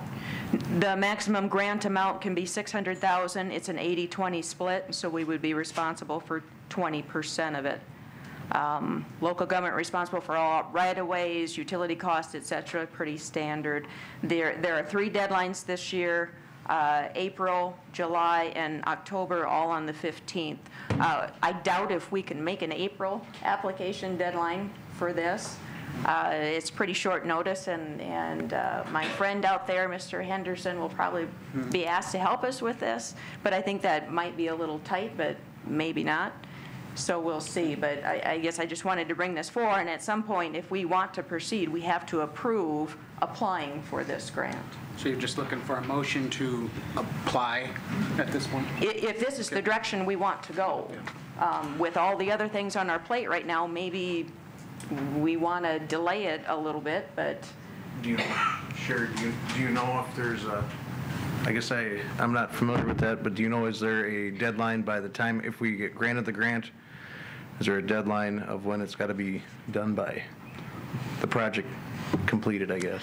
That's not on the cheat sheet that Mr. Henderson gave me. So I don't know, and that's a very good question. Yes, if you can spend it, if 1 year, 2 years, 5 years. Because right now I'm looking at a grant through Game Fish and Parks for the bike path improvement, and they said if they would grant me the money this year, if I were to get approved for the grant, I would not be able to spend the money until next year. Okay. So how about if and I don't think we should target April 15th. I think that July 15th deadline is more reasonable for everything that's on our plate with the flood. I will find an answer to that, so we don't need a motion today, but certainly give it some thought, because when I do come back and ask for approval, I guess I I want to be prepared for your questions. And just so the public knows, how much was that grant again? The maximum is $600,000. So that's one reason for gravel as well, because we certainly couldn't pave it for that. Okay. Well, thank you for you and Don for your extra work on that. Any time we can do grants to help with our infrastructure is a good thing. So take no action on that? That's what you like? Correct. Okay. All right. Thank you very much. Next item on the agenda, item number 16, health insurance quote for 2019 to 2020. Ms. Auk. You're renewal. Welcome. Thank you. I think this is for Joe. Yeah, that's fine. I'll get it to him. He's in Alaska without us. Thank you. You're welcome. Thank you. You bet. Okay. Like I discussed with you the first of the month,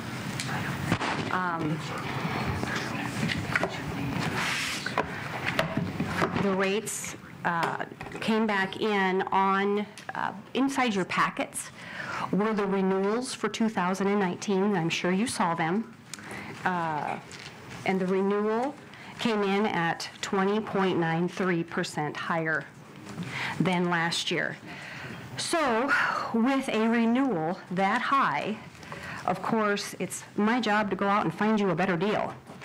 And the first thing, I know you have a sheet on top of your packet. If you want to hold off on looking at that for the moment, because there's a couple of things that I did to tweak the Wellmark Blue Cross Blue Shield quote so that we could make it a little bit more competitive.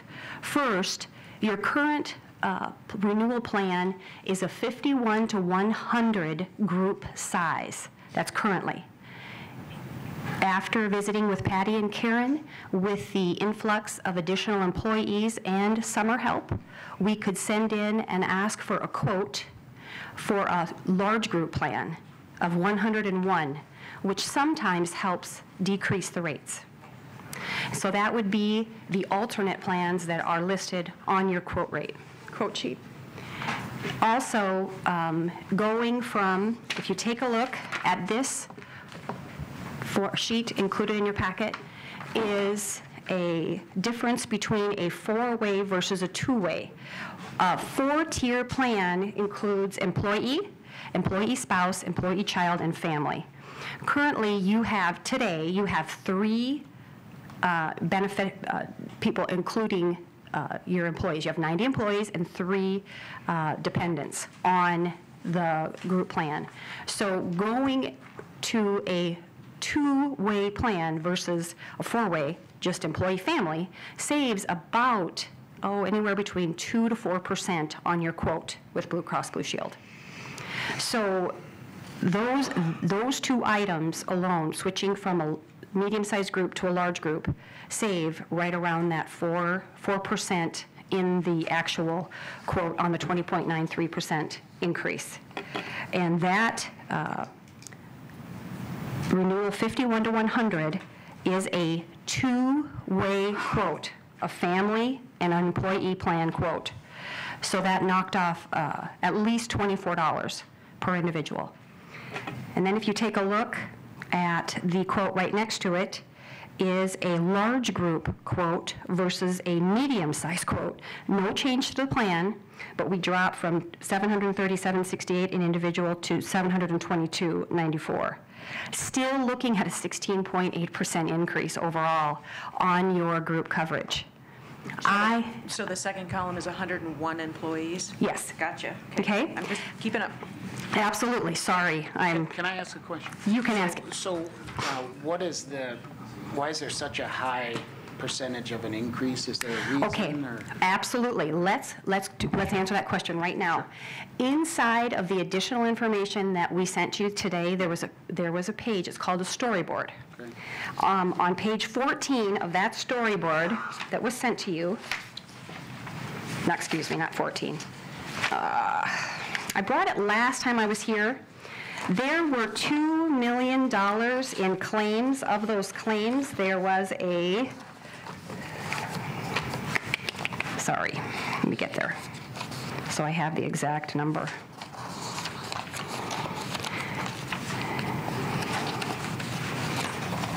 Of the $2 million in claims, Blue Cross Blue Shield, Anna, if you want to help me out here. You got it? Oh, that's what they want to be looking at, right here. Page 2. Page 2, sorry. Allowed charges, Blue Cross Blue Shield actually, after the discount, paid $1.2 million in charges. So far, as of the end of February, they had collected $482 in premiums. So we're a little upside down. That's why. In 2017 to 2018, the county had $555,000 worth of claims and collected close to $600,000 in premiums. So the increase for 2017 to 2018, which it's June 1st, so it's a little confusing, but the 2018 renewal last year was only a 4% increase. You can typically always expect an increase, but this year's increase was significant. Last year I went back to the company 3 times and asked for a decrease in it and got it. And this year, the actual increase was, the use of the policy was so excessive that there had to be an increase. So, with that being said, thank you. And understanding 20.93, almost 21% increase is unacceptable. So, that's why I have these alternates. And going from a 4-way to the 2-way tier works great, with only 3 people actually affecting 3, and it's not a huge detriment to their budget. And with the county paying the entire premium for the employee, I had presented an option as United Healthcare. United Healthcare completely refused to quote your group because your utilization is so high. The exact same quote from Avera came back, and their premium is a 15.7% increase over last year for the $2,500 plan. But that 15.7% increase is still a premium of $716. So I've put together 2 options for the county. And with the large group, you can actually have 2 options available to your employees. Increasing the deductible and, of course, increasing the max out-of-pocket. Of the 90 employees that you have participating in your health plan, 25 utilized their health insurance. Of those 25, 11 utilize their max out-of-pocket. 4 more are very close to hitting their max out-of-pocket of $5,000. So if we increase the deductible and we increase the max out-of-pocket, your increase in expense goes from 20.93 to 6.75.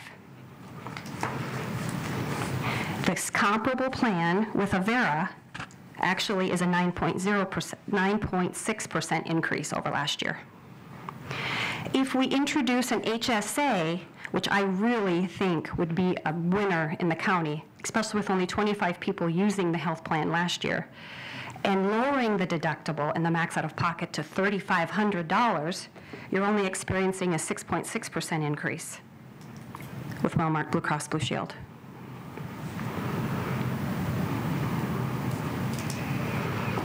Okay. Any questions so far? The Avera quote on the exact same HSA of $3,500 is a 15.63% increase. So Wellmark Blue Cross Blue Shield really wants to save this business, and they are working hard to keep those increases lower as long as we continue to work with them. So my suggestion would definitely be to offer your employees 2 options. The difference between these 2 plans is 92 cents in premiums, with a 6.75% increase on one and a 6.66% increase on the other. The $4,000 deductible with the $6,350 max out-of-pocket still has the same co-pays. The prescription drug coverage is excellent, and the people that know they're going to hit their max out-of-pocket can take the HSA and save themselves $1,500 a year. Included in your packet is information on the HSA. what an HSA can be, what dollars the HSA that are contained in the HSA can be spent on, and also a contract from WageWorks, which works closely with all health insurance companies, but Blue Cross Blue Shield. Blue Cross Blue Shield's relationship that they have with WageWorks, they will waive their annual fee, and the fee per employee is only $2.50 to hold an HSA account. Very reasonable, easy to maintain, something that I know several of the employees here at the county have been asking for. And that's per month, $2.50 Per a month, $2.50 per month per participant. And typically, that is an expense that's passed on to the employee.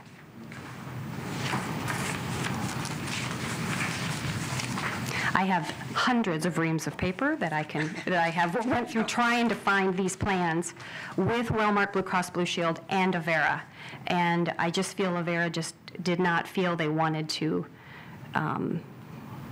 they're competitive on the $2,500 plan, but that's a huge difference to the county as far as outlay. It's an extra $114 a month per employee.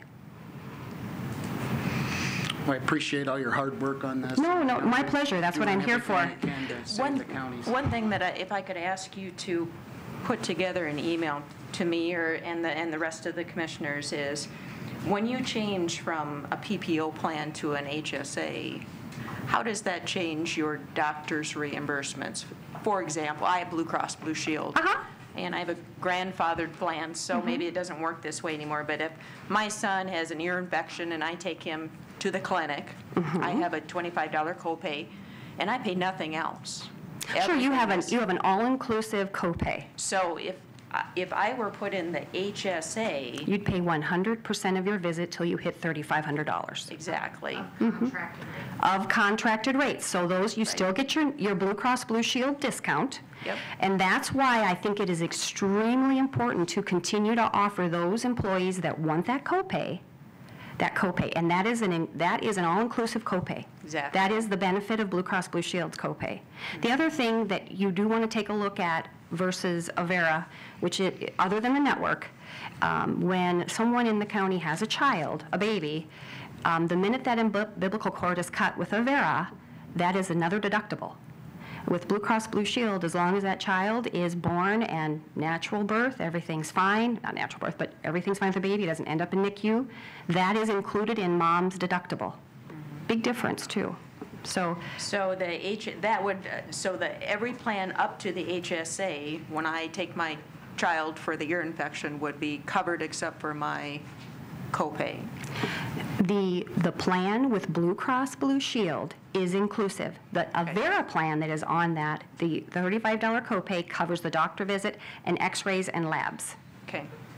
All right, because that's when you switch insurance I from know. those, it is a wake-up call, because I've switched between plans before. I agree with you 100%. I just want to understand if whatever we approve, how it's going to hit the employees. It is going, if you want to offer the $2,500 plan like they have currently, you're looking at a huge increase.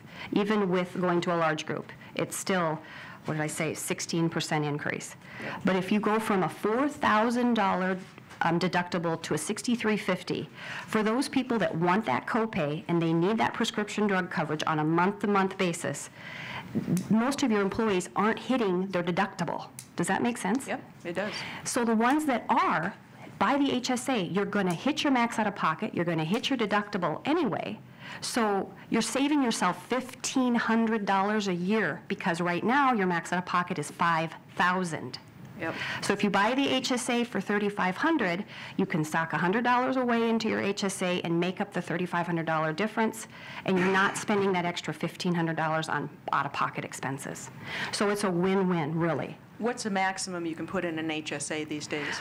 Oh, is it $3,500 per person? I can't remember. So single for a family for 2019 is $7,000. Okay. And a single is $36,000, I believe.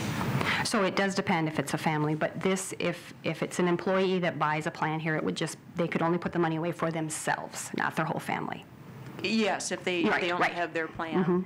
And my understanding is if they would leave employment with the county, It they goes take with that them. with them, and. Correct. And it's a very long period of time before they have to use it. And They don't have to use it. As a matter of fact, they can use it in Medicare. They can use it to help supplement their Medicare. Yes, yes, kind of like a mini retirement. yes. Okay. When do we have to make a decision? We got kind of down to the wire last year. I would really like to have a decision by May 1st. Because sooner if we can. I will be at the April 2nd meeting if we can have a decision, because it's going to take a little bit of engineering, not that we can't do it, but I want to educate your employees. I want to explain to them by the decisions you've made, and if you decide to do the 2 suggestions, I will send you whatever quotes you want me to. I will gladly do that, but we have painstakingly been through these, and these are the best solution for the employee and the county with the least amount of increase. Does that make sense? Yep. Yes. Okay. All right. Anything else? Any other questions? I'm sorry, no. Sorry, I hammered you, but no. No. That's what I'm here for. Okay? Absolutely. You're Thank welcome. Next item on the agenda, item number 17, District 3 Yearly Report. Greg? Oh, I do have one more question. Could you pop back up here? Sure. Have False you alarm, ever, Greg, I'm sorry. and it won't take very long. Have you ever worked with 2 or more counties at one time, quoting all of the employees together? Doing an association. You bet. Yep. Okay. That's all I need to know. Okay. Thank you. Thanks.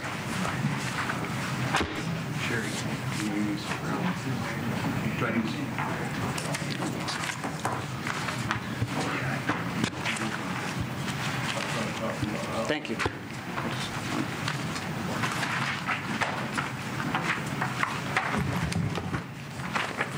Okay, I can try to get you back on time here a little bit. What you're being handed out is a annual report for District 3. It outlines the work activities that we performed in the region and in Yankton County last year. And I'll just quickly summarize some things in here that I want to draw your attention to. The first page of the report describes the organization, gives you a little bit of background on our staffing. The second page outlines some agency relationships, which I think are very important to highlight. We do a lot of work for half a dozen state agencies in South Dakota, everything from the DOT to the Governor's Office of Economic Development. Those relationships are important because we get to know staff, they get to know us, and sometimes when you have projects, those relationships help. For example, you were talking about the Department of Agribusiness grant. Well, we know the people very well that administer that program, so sometimes we can get some insights into how they're looking at projects and what they like to see or don't like to see. Also, your Rec Trails project, I think sometimes those things take a little while because sometimes they go through the DOT commission. So that's an annual planning process. That's why that takes a little longer. But anyways, those relationships are very important. The other thing I'll point out on page 2, if you look way down at the bottom of the page, one of the reasons that District 3 has survived now since 1973 is the fact that we are very good at helping you find resources. And the total amount of money that we've helped bring into the 15-county region is approaching $500 million. It's $476 million. So again, those are resources that help projects in all of our counties. On page 4 starts the Yankton County report. And again, we start with funding. You can see the applications we worked on last year in the county. Some were approved, some were denied. One approval I'll draw your attention to was the Martin Creek Utility Project. There was some water lines that were exposed down there. That project scope now has changed dramatically. And we're going to have to see how this is all going to work out. But the money that was awarded for that last year is to drop in the bucket compared to what the city needs right now. So we're going to see where this can be amended. Small business support. We host a small business development center as well as have our own revolving loan fund, which is called the Area-Wide Business Council. You can see that we've made a number of loans in the county over the years. We also do a lot of counseling for businesses, and it's free service, it's a very high-quality service, and it's confidential. So when somebody comes into our office for business counseling, they meet privately, and that information is kept between them and the consultant. Governor's House program, we've sold 54 houses in Yankton County over the years.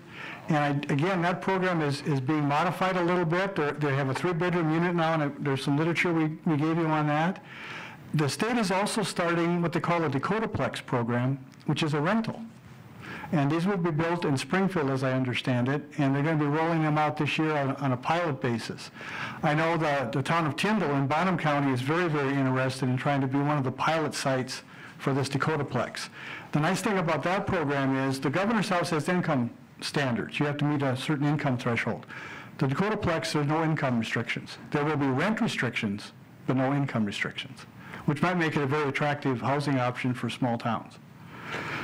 Page 5 lists the information that came from our monthly work reports. So again, you can see the things we worked on in the county. I won't go through the list. On page 7, previous application activity, we can take you all the way back to the beginning so you can see exactly what we've helped Yankton County do financially, all the way back to 1973. Page 14, these are non-financial activities that we've worked on in the county. And again, you can get some examples there. And then on page 15 is anticipated assistance. I'll just draw your attention to a couple things. We're working on a Boy Scout camp storm shelter project where they're building tornado shelters out at the lake. And I think those things are going to be a very important safety feature out there. We're continuing to provide zoning support to the county, and we'll see how that goes. But we feel that we can help you there. Rural addressing, we're hoping to be more assistance in that little project. Community development block grants, again, this is projects that Yankton is involved with. County personnel handbook. If you want help updating your handbook, I'd be happy to help you with that. Right now we have 3 counties ahead of you, but we will get to you as soon as we can. But I'm not an expert on HR, but we're very good at using other sources, let's put it that way. Infrastructure projects, Utica is going to probably be working on a bulldoze, build, and beautify project, which basically means tear down a building that's a dilapidated structure, clean up the lot, get it ready for a new home. Gayville's got a water meter project coming up. BY Water District has a phase 3 project, and Westside Park, we're working with the city of Yankton on a planning process. Those are just some items. Our phone rings every day from somebody from Yankton County asking for help, so that's just a tip of the iceberg. The rest of the report is just information region-wide on the Governor's House, something called PTAC, which is Procurement Technical Assistance Center. It's kind of a mouthful, but what we do there is help people do business with the federal and state governments. We also help with something called SAM, Systems Award Management. We do it automatically for Yankton County. So you get a notice from the federal government. We take care of that for you so you can still receive funds from the feds. Last thing is GIS, way at the very end. And again, we have very high quality geographic information system people. And I know you have some capability here in the county, but we can certainly complement that. And all our GIS services for our members are free. So any questions about District 3 or the services we provide? We exist solely to serve our members. But for you, I wouldn't be here. So. I'd just like to say thank you guys for everything you've done to help the county. You're great to work with, and look forward to many years ahead of us. So. Good. The many years won't include me at some point. You never know, right? We'll see. So, any questions for Greg? No. All right. Thank you very much. Thank you. Dan, she's got a son getting off at 8, and she Are we okay letting her go? Yeah. First? Okay. Well, we'll have you now, then. Go ahead and get up there now. This is item 19, rural internet in Yankton County. Please introduce yourself, where you're from. Ashley Huber. I live in Yankton County out by Beaver Lake in Utica. In January of this year, I came before the county commission to address the internet problem that we are faced in rural Yankton. We are all aware of the legal case the county has taken against South Dakota Internet and are unsure of the status of this. So my first question is, can the state's attorney provide a letter to South Dakota Internet that they are permitted to operate in this county so that they can get their device on Napa Junction? The next thing, last Monday, Dan and I had a conversation that a different company that was going to provide internet was coming into town and that the county would require them to get a CUP. And I asked if they fell in the exclusions, if that would still be required, and I was told yes. I said that that was wrong because you're becoming the law. I was told that what the county was being told by legal is that this is what they need to do so that they have an example of a company that obtained a CUP. Still, I think it's wrong, and I think the legal advice is wrong. Why would the county go against the law and have a company do this? If the current ordinances are outdated, they need to be updated. And so I asked the county to update Article 25. Check with the FCC and go to the experts in the field to get definitions of towers, of cables, and of brackets, rather than just making another company get a CUP because the county needs this example. And why does the county need this example? Is this a way out for the county in the current legal case against South Dakota Internet? That's my question. So I challenge the commission to act with honesty and integrity and uphold the law. And I also challenge the state's attorney to do the same, rather than deviate from this by breaking the law, which is what got us here in the first place. Rob, would you care to address this? Yeah. Ms. Huber does make the comment, we do have pending litigation. We treat everybody exactly the same. Our position right now is that a $100 permit is requested for the conditional use. We don't have anything out there to stop the South Dakota Internet from operating. We've told them that. I've even let their attorneys know that. Okay. We've done nothing to stop them from doing that. Well, but Matt, all we're asking is for a $100 permit to come in on a conditional use. Their interpretation is different than our interpretation, but I've done nothing to stop them, and I've done nothing to treat them any different than anybody else. well, the manager at Napa Junction, and I left you a voicemail and you never returned my call, he has to have that letter stating that they can operate in order to put their device on Napa Junction. And the thing about it is that Yankton Wireless, they have a device up there and they don't have a CUP. What they have is an incomplete application, and it never went to the BOA. And that actually, we did look at that. It did go through the Board of Adjustment, not to the Board of Adjustment, went to the Planning Commission, and then what happened after that, I'm not sure. So if it needs to be fixed, corrected, and taken care of, just another example that we treated them exactly the same as we're treating Rob, all South that's Dakota. public information. It's incomplete. That could be incomplete. I didn't know it's incomplete, so if it needs to be incomplete, it needs to be fixed. But we did ask them to do a conditional use, and they started following the procedures, which they did do. Okay, So we're but asking the same of the South Dakota Internet when you're talking to McAllister's. We asked them to do exactly the same thing. We met with them 3 times to get them to come in and address this. So why they're doing what they're doing is beyond me. I even told them they can come in and argue over whatever definitions they want to argue with, and let's talk through it in front of the Planning Commission, and they denied that. But I've told them on numerous times we've done nothing, no injunctions or anything to stop them from operating. But that's what you filed initially, as a permanent injunction. We're asking them to come in and make a request for conditional use. That's the only thing Why we're did you doing. file the permanent injunction? And if Because Yankton Wireless has this conditional use permit, which is a lie, it is not even in their name. It is in another company's name out of Iowa. And what you're saying, I have no idea. But the answer Well, is then it if needs they're to be not- investigated because this is wrong. And And why would the county have a company get a CUP if it's not required. If they do fall in the exclusions, I think it's a cover. Okay, that's your interpretation.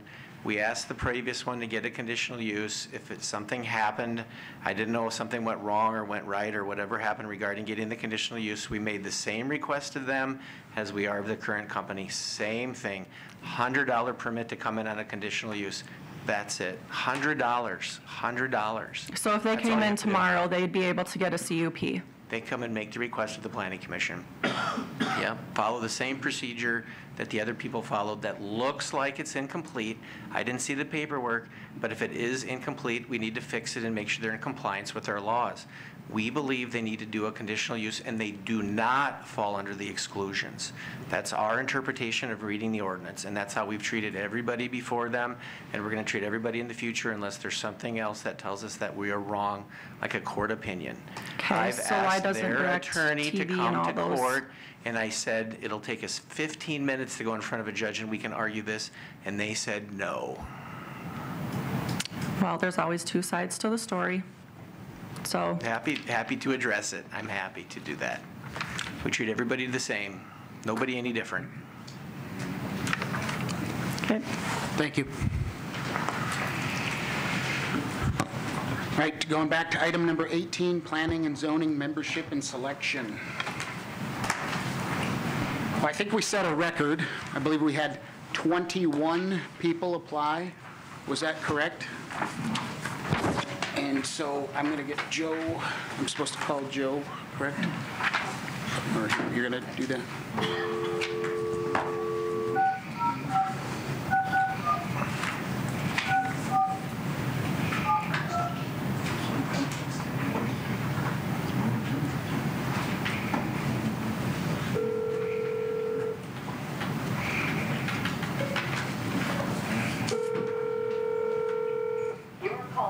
Forwarded to an automated voice messaging system. Come on, Joe. Is not available. At the tone, please record. We will try to, you want to go on and come back and try and get him? Or? Yeah, it's not a state everything. He said try again. Okay. Well, go. He answers mother. He did. Hey, Dad. All right, hey, we're going to call you back on the other phone, okay? Put you on Okay, yeah, speakerphone. I was trying to catch it and I don't know. if Your mom is very upset. All right, bye. He needs to listen to me. Yeah.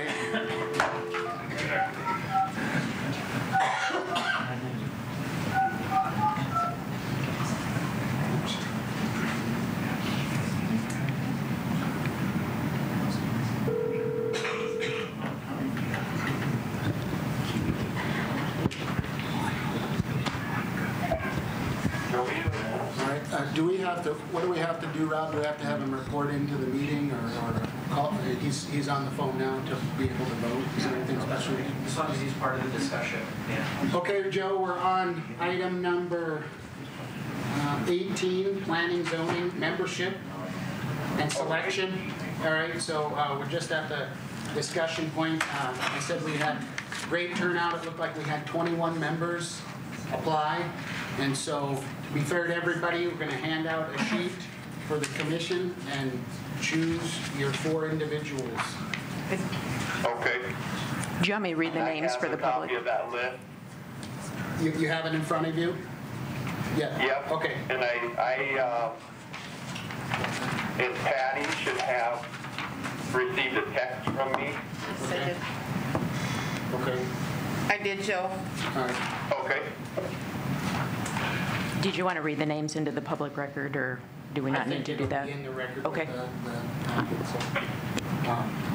so I guess we'll just make our selection, pick 4 with the board and turn them into Patty. It's great we had so many people apply. I think that's a record. Proves that there's many people who want to work together in the county and work on some of our issues. Appreciate that. And Joe, I have yours. I will mark them down. Okay, thank you.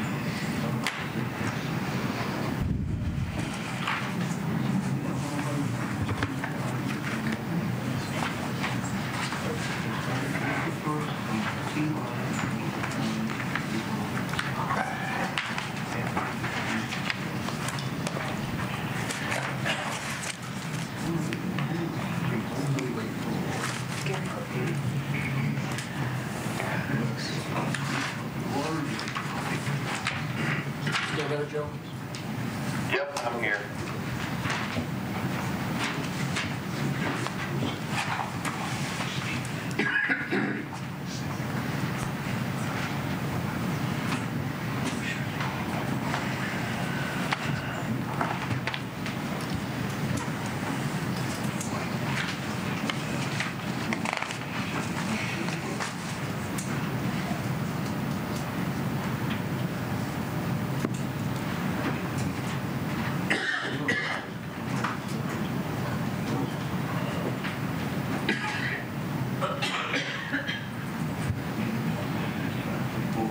Gary, I'm not trying to rush you, but when you're ready, hand it down. I'm sorry. Okay.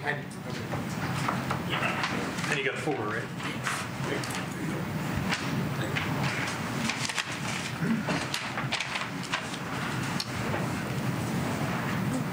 Bill Conklin, Dan Grant, John Harper, Christy Schultz, Donna Frang, Greg Hansen, John Harper, Christy Schultz, Jay Cutts, Jessica Gokin, Jeff Goodall, Dennis Michael, Donna Frang, Greg Hansen, John Harper, Christy Schultz.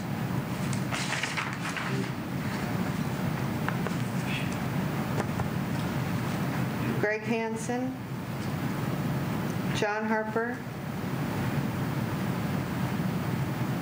Christy Schultz, Donna Frang.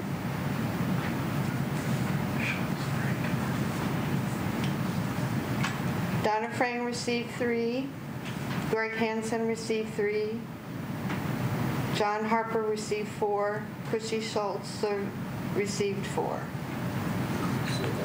Donna Frang, Greg Hansen, John Harper, and Christy Schultz. Did you hear that, Joe? I heard that, yeah. Okay. All right. Can we go ahead and end the call with him then? Do you want to stay on, or do you want us to hang up? No, if that's it, then I can. Okay. I'd like to stay on, but. Well, do you want to? You could stay on if you want. No, Okay. I don't. All right. All right. Safe travels. All right. Okay, Bye. so thank you. Bye. Okay, go ahead. Let me shut that off. All right. So, entertain a motion to approve the. What were the names again? Donna Frang, Greg Hansen, John Harper, and Christy Schultz. Before we make the motion, do we need to first identify 3 of them with 3-year terms and 1 with 1? Because we need to balance ours. So I don't know if we wanted to assign the one. Let's approve them and then do the and one. then assign the 1 year. Okay. Can we do that? So entertain a motion to approve John Harper, Donna Frang, Greg Hansen, and Christy Loos as new planning commissioners. Move approval. Second. Motion and a second. Further discussion? Roll call vote, please. Don, Yes. Sherry, Yes. Don, let me start over. Kettering, Yes. Swenson, Yes. Loos, Yes.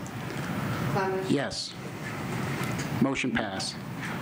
So now we want to identify one person for a 1-year term? Is that what you wanted, Sherry? Yeah. What do you want us to circle the name again, or what? Well, I mean, we can vote on it, we can draw straws, or we can just assign. I guess I would move that we give John Harper the 1-year term. I'd concur on that, too. Is that a second? I'll second. Okay. Motion and a second. Further discussion? All those in favor say aye. Aye. Opposed? All right, motion passed. I'd like to just say thank you to everybody who applied for this job. Next item on the agenda, item number 20, discussion on personnel and HR position.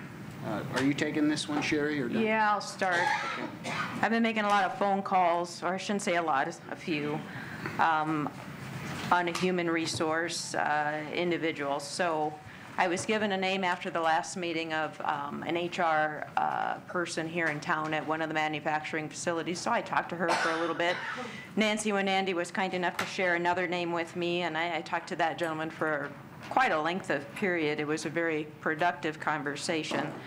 The other thing was Clay County Commissioner. I had a chance to talk to him when he was in his field yesterday about potentially partnering.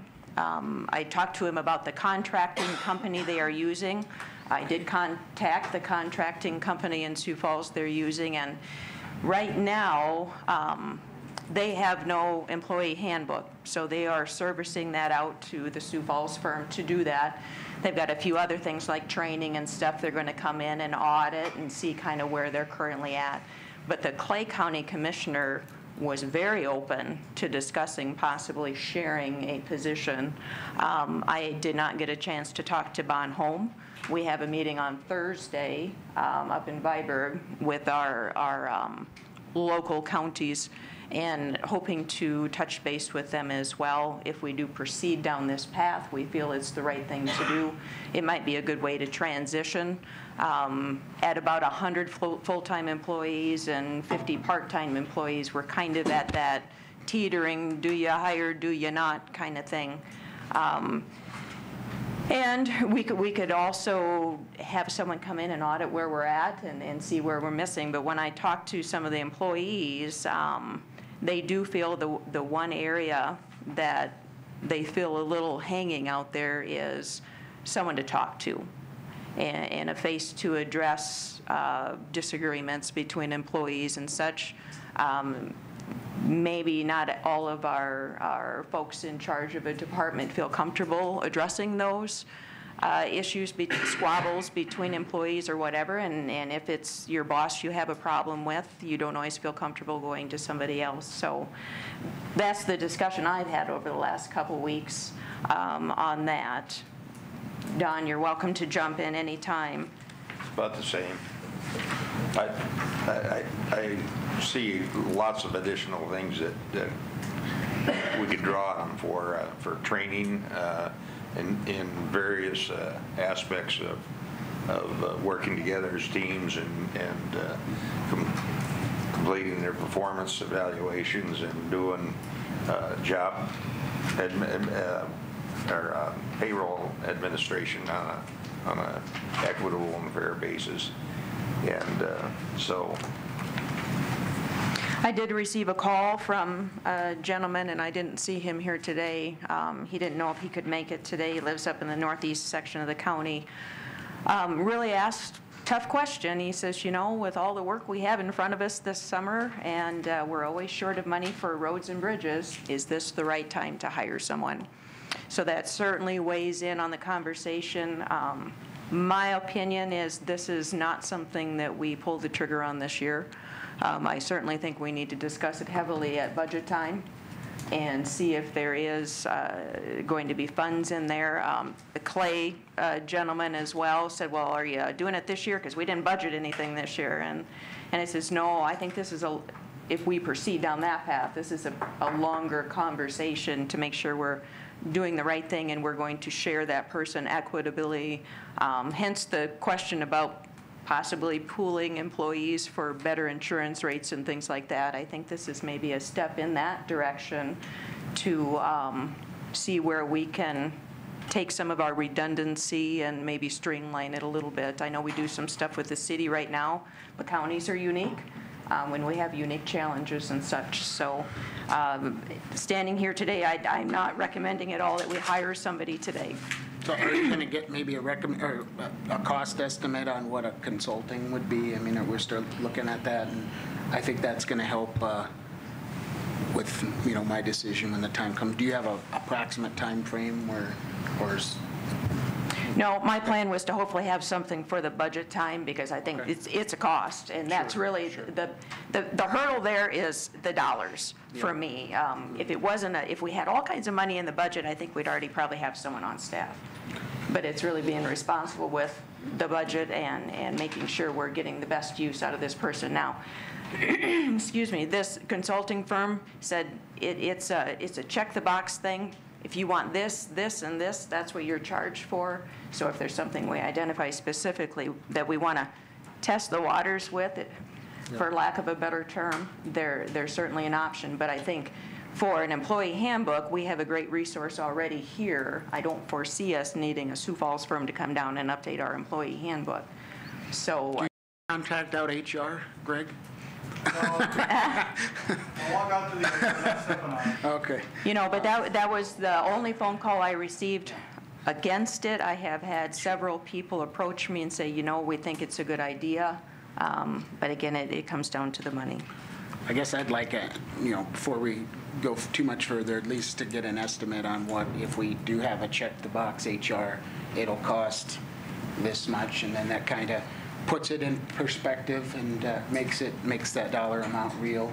Absolutely. Keep having that conversation. Absolutely. So your biggest cost is going to be, if you hire a full-time, it's probably $80,000.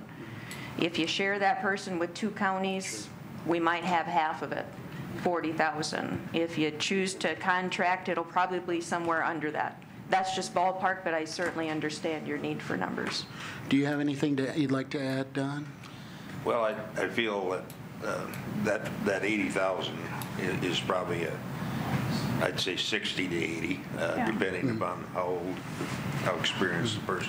Yep, true. And but I think the cost, the value of that person is determined by the esprit of the county employees when the teams work together, when they learn to process and support each other, which will come from a good HR person. They will work through that. And of course, if you lose one lawsuit, the cost for 10 years is probably gone. And there's all kinds of cases that you can go and find where there have been HR screw-ups. And I'm certainly not an HR expert. I don't, when we start talking about salary administration and what's fair and what's not fair and those kind of things, we need the expertise. Gary, you have anything you'd like to add on this or HR discussion? I just kind of agree with Sherry that not to pull the trigger because with the situation, we've only been 3 months, all the new commissioners. We've got snowstorms, floods, and personnel problems. But in the future, the idea of sharing with 2 other counties is, I think, is excellent. All right, we'll continue discussion on that. Are you okay with that? Yep, that's good. All right, thank you. Next item on the agenda, item 21, town hall meeting update. Commissioner Loest. I'm up again. You survived. Moving down my list. So, forgive me, I didn't get a head count, but it was a good attendance. It really was. We started at 4 o'clock and we went 2 hours and 40 minutes of discussion. We started out on roads, bridges. I felt it was a pretty positive discussion. I thought people were very real about the challenges ahead and how we got here, and in understanding we need to find some solutions. It was suggested there about going to 1 lane on Fleegs. And I thought it was a good idea at the time, and it's certainly something that we will be following up on. There was a question about township reimbursement. I know last fall, 2 of the townships were promised some partial funding for replacing culverts and such, and my understanding is one's complete. So I'll be sure to make sure we get that in, and I think Joe did as well. I think Joe actually already followed up on that. But there were some questions about organized townships and unorganized townships and fair, unfair taxation. And so hopefully I was able to answer some questions because I was on that committee. But certainly we did discuss if we continually go over budget on those, potentially raising the opt-out levy on those unorganized townships. This year, we're certainly going to need some additional funds going forward. So we do need to look at the final numbers from last year to see if it was over budget, and that would be the 3rd year in a row. It's something at budget time I will bring to the table to discuss. And we hit on wind a little bit, not a lot. There's a lot of wind activity up there, but certainly I brought it up to make sure everybody understood. We need to start kind of doing your homework now before they get here. And then we ended essentially with a very long discussion on Class F animal feeding operations and what's happened in the past and the position we've taken going forward, and certainly put an emphasis on trying to find a solution quicker than later. One gentleman did actually propose a solution that would address the issue, and I was very appreciative that he was thinking out there and suggesting those, because those type things need to come into our discussion when that is reviewed. So I thought it was a productive discussion. Everything was very respectful, and I was very glad that I went. Thank you for the update. Next item on the agenda, item number 22, commissioner updates. Do you have any updates any commissioners would like to give to the board at this time? I went up to Huron a couple weeks ago and attended CAFO training, and it was interesting. It was a day-long training. They covered water, structures, just about every aspect of the combined. Is that the DNR training that they do? That's that's very good. And you know, there's a lot of misinformation on both sides of the issue that you know, needs to be shifted out, and we need to decide on where we're going to stand. Good. You have anything, Gary? I just thought I wanted to bring up the Fleet Bridge, the name. Okay. Can I bring that up? Yep. I've been commissioner about 2 years, almost from the beginning. When I talk to a lot of people my age, older, younger, they go, this Fleet Bridge, where's that at? And then when I explain it, oh, you mean old Highway 50, or that was the original route before the bypass was put in. I'm not asking that the Fleet Bridge name be changed. I don't even know when it's started being called that, but if the news media and if the contractors could fill in with this, when they write Fleet Bridge / Old Highway 50, it would alleviate a lot of confusion for a lot of people. A lot of people don't get the newspaper. A lot of people don't watch. So if from now on, if we talk about Fleet Bridge just / Old Highway 50, I think it'll alleviate a lot of confusion. Sure.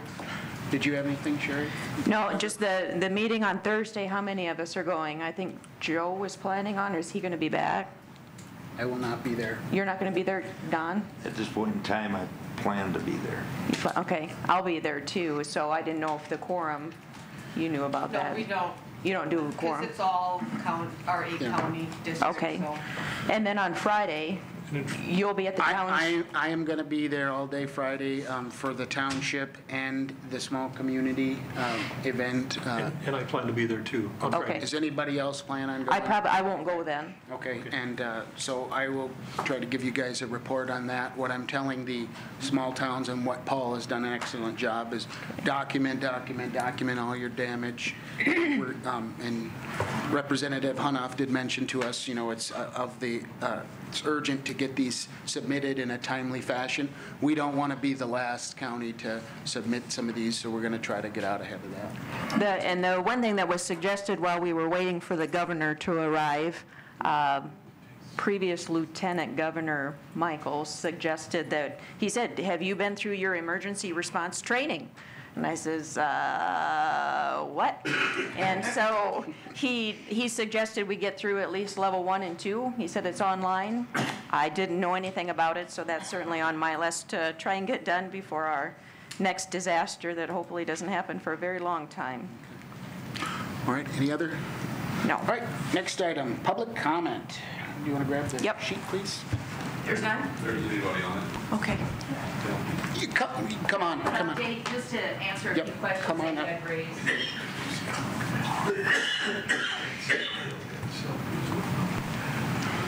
I'm going to ask you to, everybody knows you, but state your name and where you're from. Thank you. Representative Jean Hunoff from Yankton. As listening to your meeting, one of the questions that Commissioner Loest asked was about the veterans, and I just want to update a little bit on what happened. There were several bills that were passed. One of the things this year is that last year the Senate adopted a standing committee of Veterans Affairs. The House did not do that. This year we did that. So I think that made a big difference, and certainly will now that there are 2 standing committees in each houses to address this. A couple of things surfaced. When the assessor was here, one of the things, if you're a disabled veteran totally and your spouse, they raised the amount on your home to $150,000 that you can be waived your taxes. I apologize, I don't know what the amount was, but it's raised to $150,000. The other thing we did is put into place, every year you have to provide evidence that you're living there, and that they're going to waive that. So once you've done that, you can continue. And if the veteran passes away and the spouse continues to live in that house, that tax waiver will continue for that individual. The other thing that we did is, in the past, when someone was coming out of the military or the National Guard and they were activated and they came back, they received a bonus. So one time, we put in $600,000 of general funds, and an individual can get up to $500 when they come back. That's a one-time thing. Also, when military people come back, we have, in order to get South Dakota in-state tuition, you have to be a resident for 12 months. What we've done is we've waived that, so anybody coming back from the military, they can enroll and they will get the state tuition or resident tuition. The other thing is we've expanded in the sense that you get the GI Bill, but sometimes that doesn't cover everything. If you're coming back and you're trying to obtain an undergraduate or you're going to the technical schools, whatever the GI Bill is unable to pay, we will pay that for a completion, both at the university and that. And I will say we don't pay it, but the university and tech schools will absorb that. So basically, someone coming in can get a free education on that. So those, I think, were the good things that we've been able to do. The other thing to address was the broadband that the lady, certainly in this area, I know that's a big issue. We put in, the governor had a priority. There's $5 million that's going out. There's over $900 million coming out of the FTC that is coming out to the states. And what this $5 million will be to assist your internet companies to upgrade so that they can service. And she's really looking at the rural areas because she knows that economic development and you've got to have internet services. So I would say that that's something that units of government aren't going to be able to do, but those services that are being provided by the private sector, if there's any kind of working relationships, to work with them as these dollars become available, because that is the intent, to upgrade, so that, because they have identified pockets, and certainly we talked about this area down here, Utica especially, and I'm my Tabor person, and that area north of Yankton, and so hopefully we're going to be working and trying to get those companies broadband to be able to do some things there. So just wanted to highlight, and certainly available if there's any question you have on anything else. I got a question for you. Yes. You brought up about the 100% disabled veteran that's qualified. Yes. I'll give you a real quick story. I'm a disabled veteran, but I'm not 100%. Right. It took 40 years to get proof because my records were supposedly burned in a fire. So Mac sent it in. So I thought, well, I'll get disabled license plates, and I went over here, sent it in. I got a letter back that said, you're denied because you're not 100%. Didn't say anything about that and didn't know the law. So I actually had Craig Kennedy take a letter to the governor, the old governor, and he said, well, I can't do anything about it. He said, you'll have to go through that. But when I brought the letter back to get regular veteran plates, the gal over here said, she read it and she said, well, how do you drive a car if you're 100% disabled?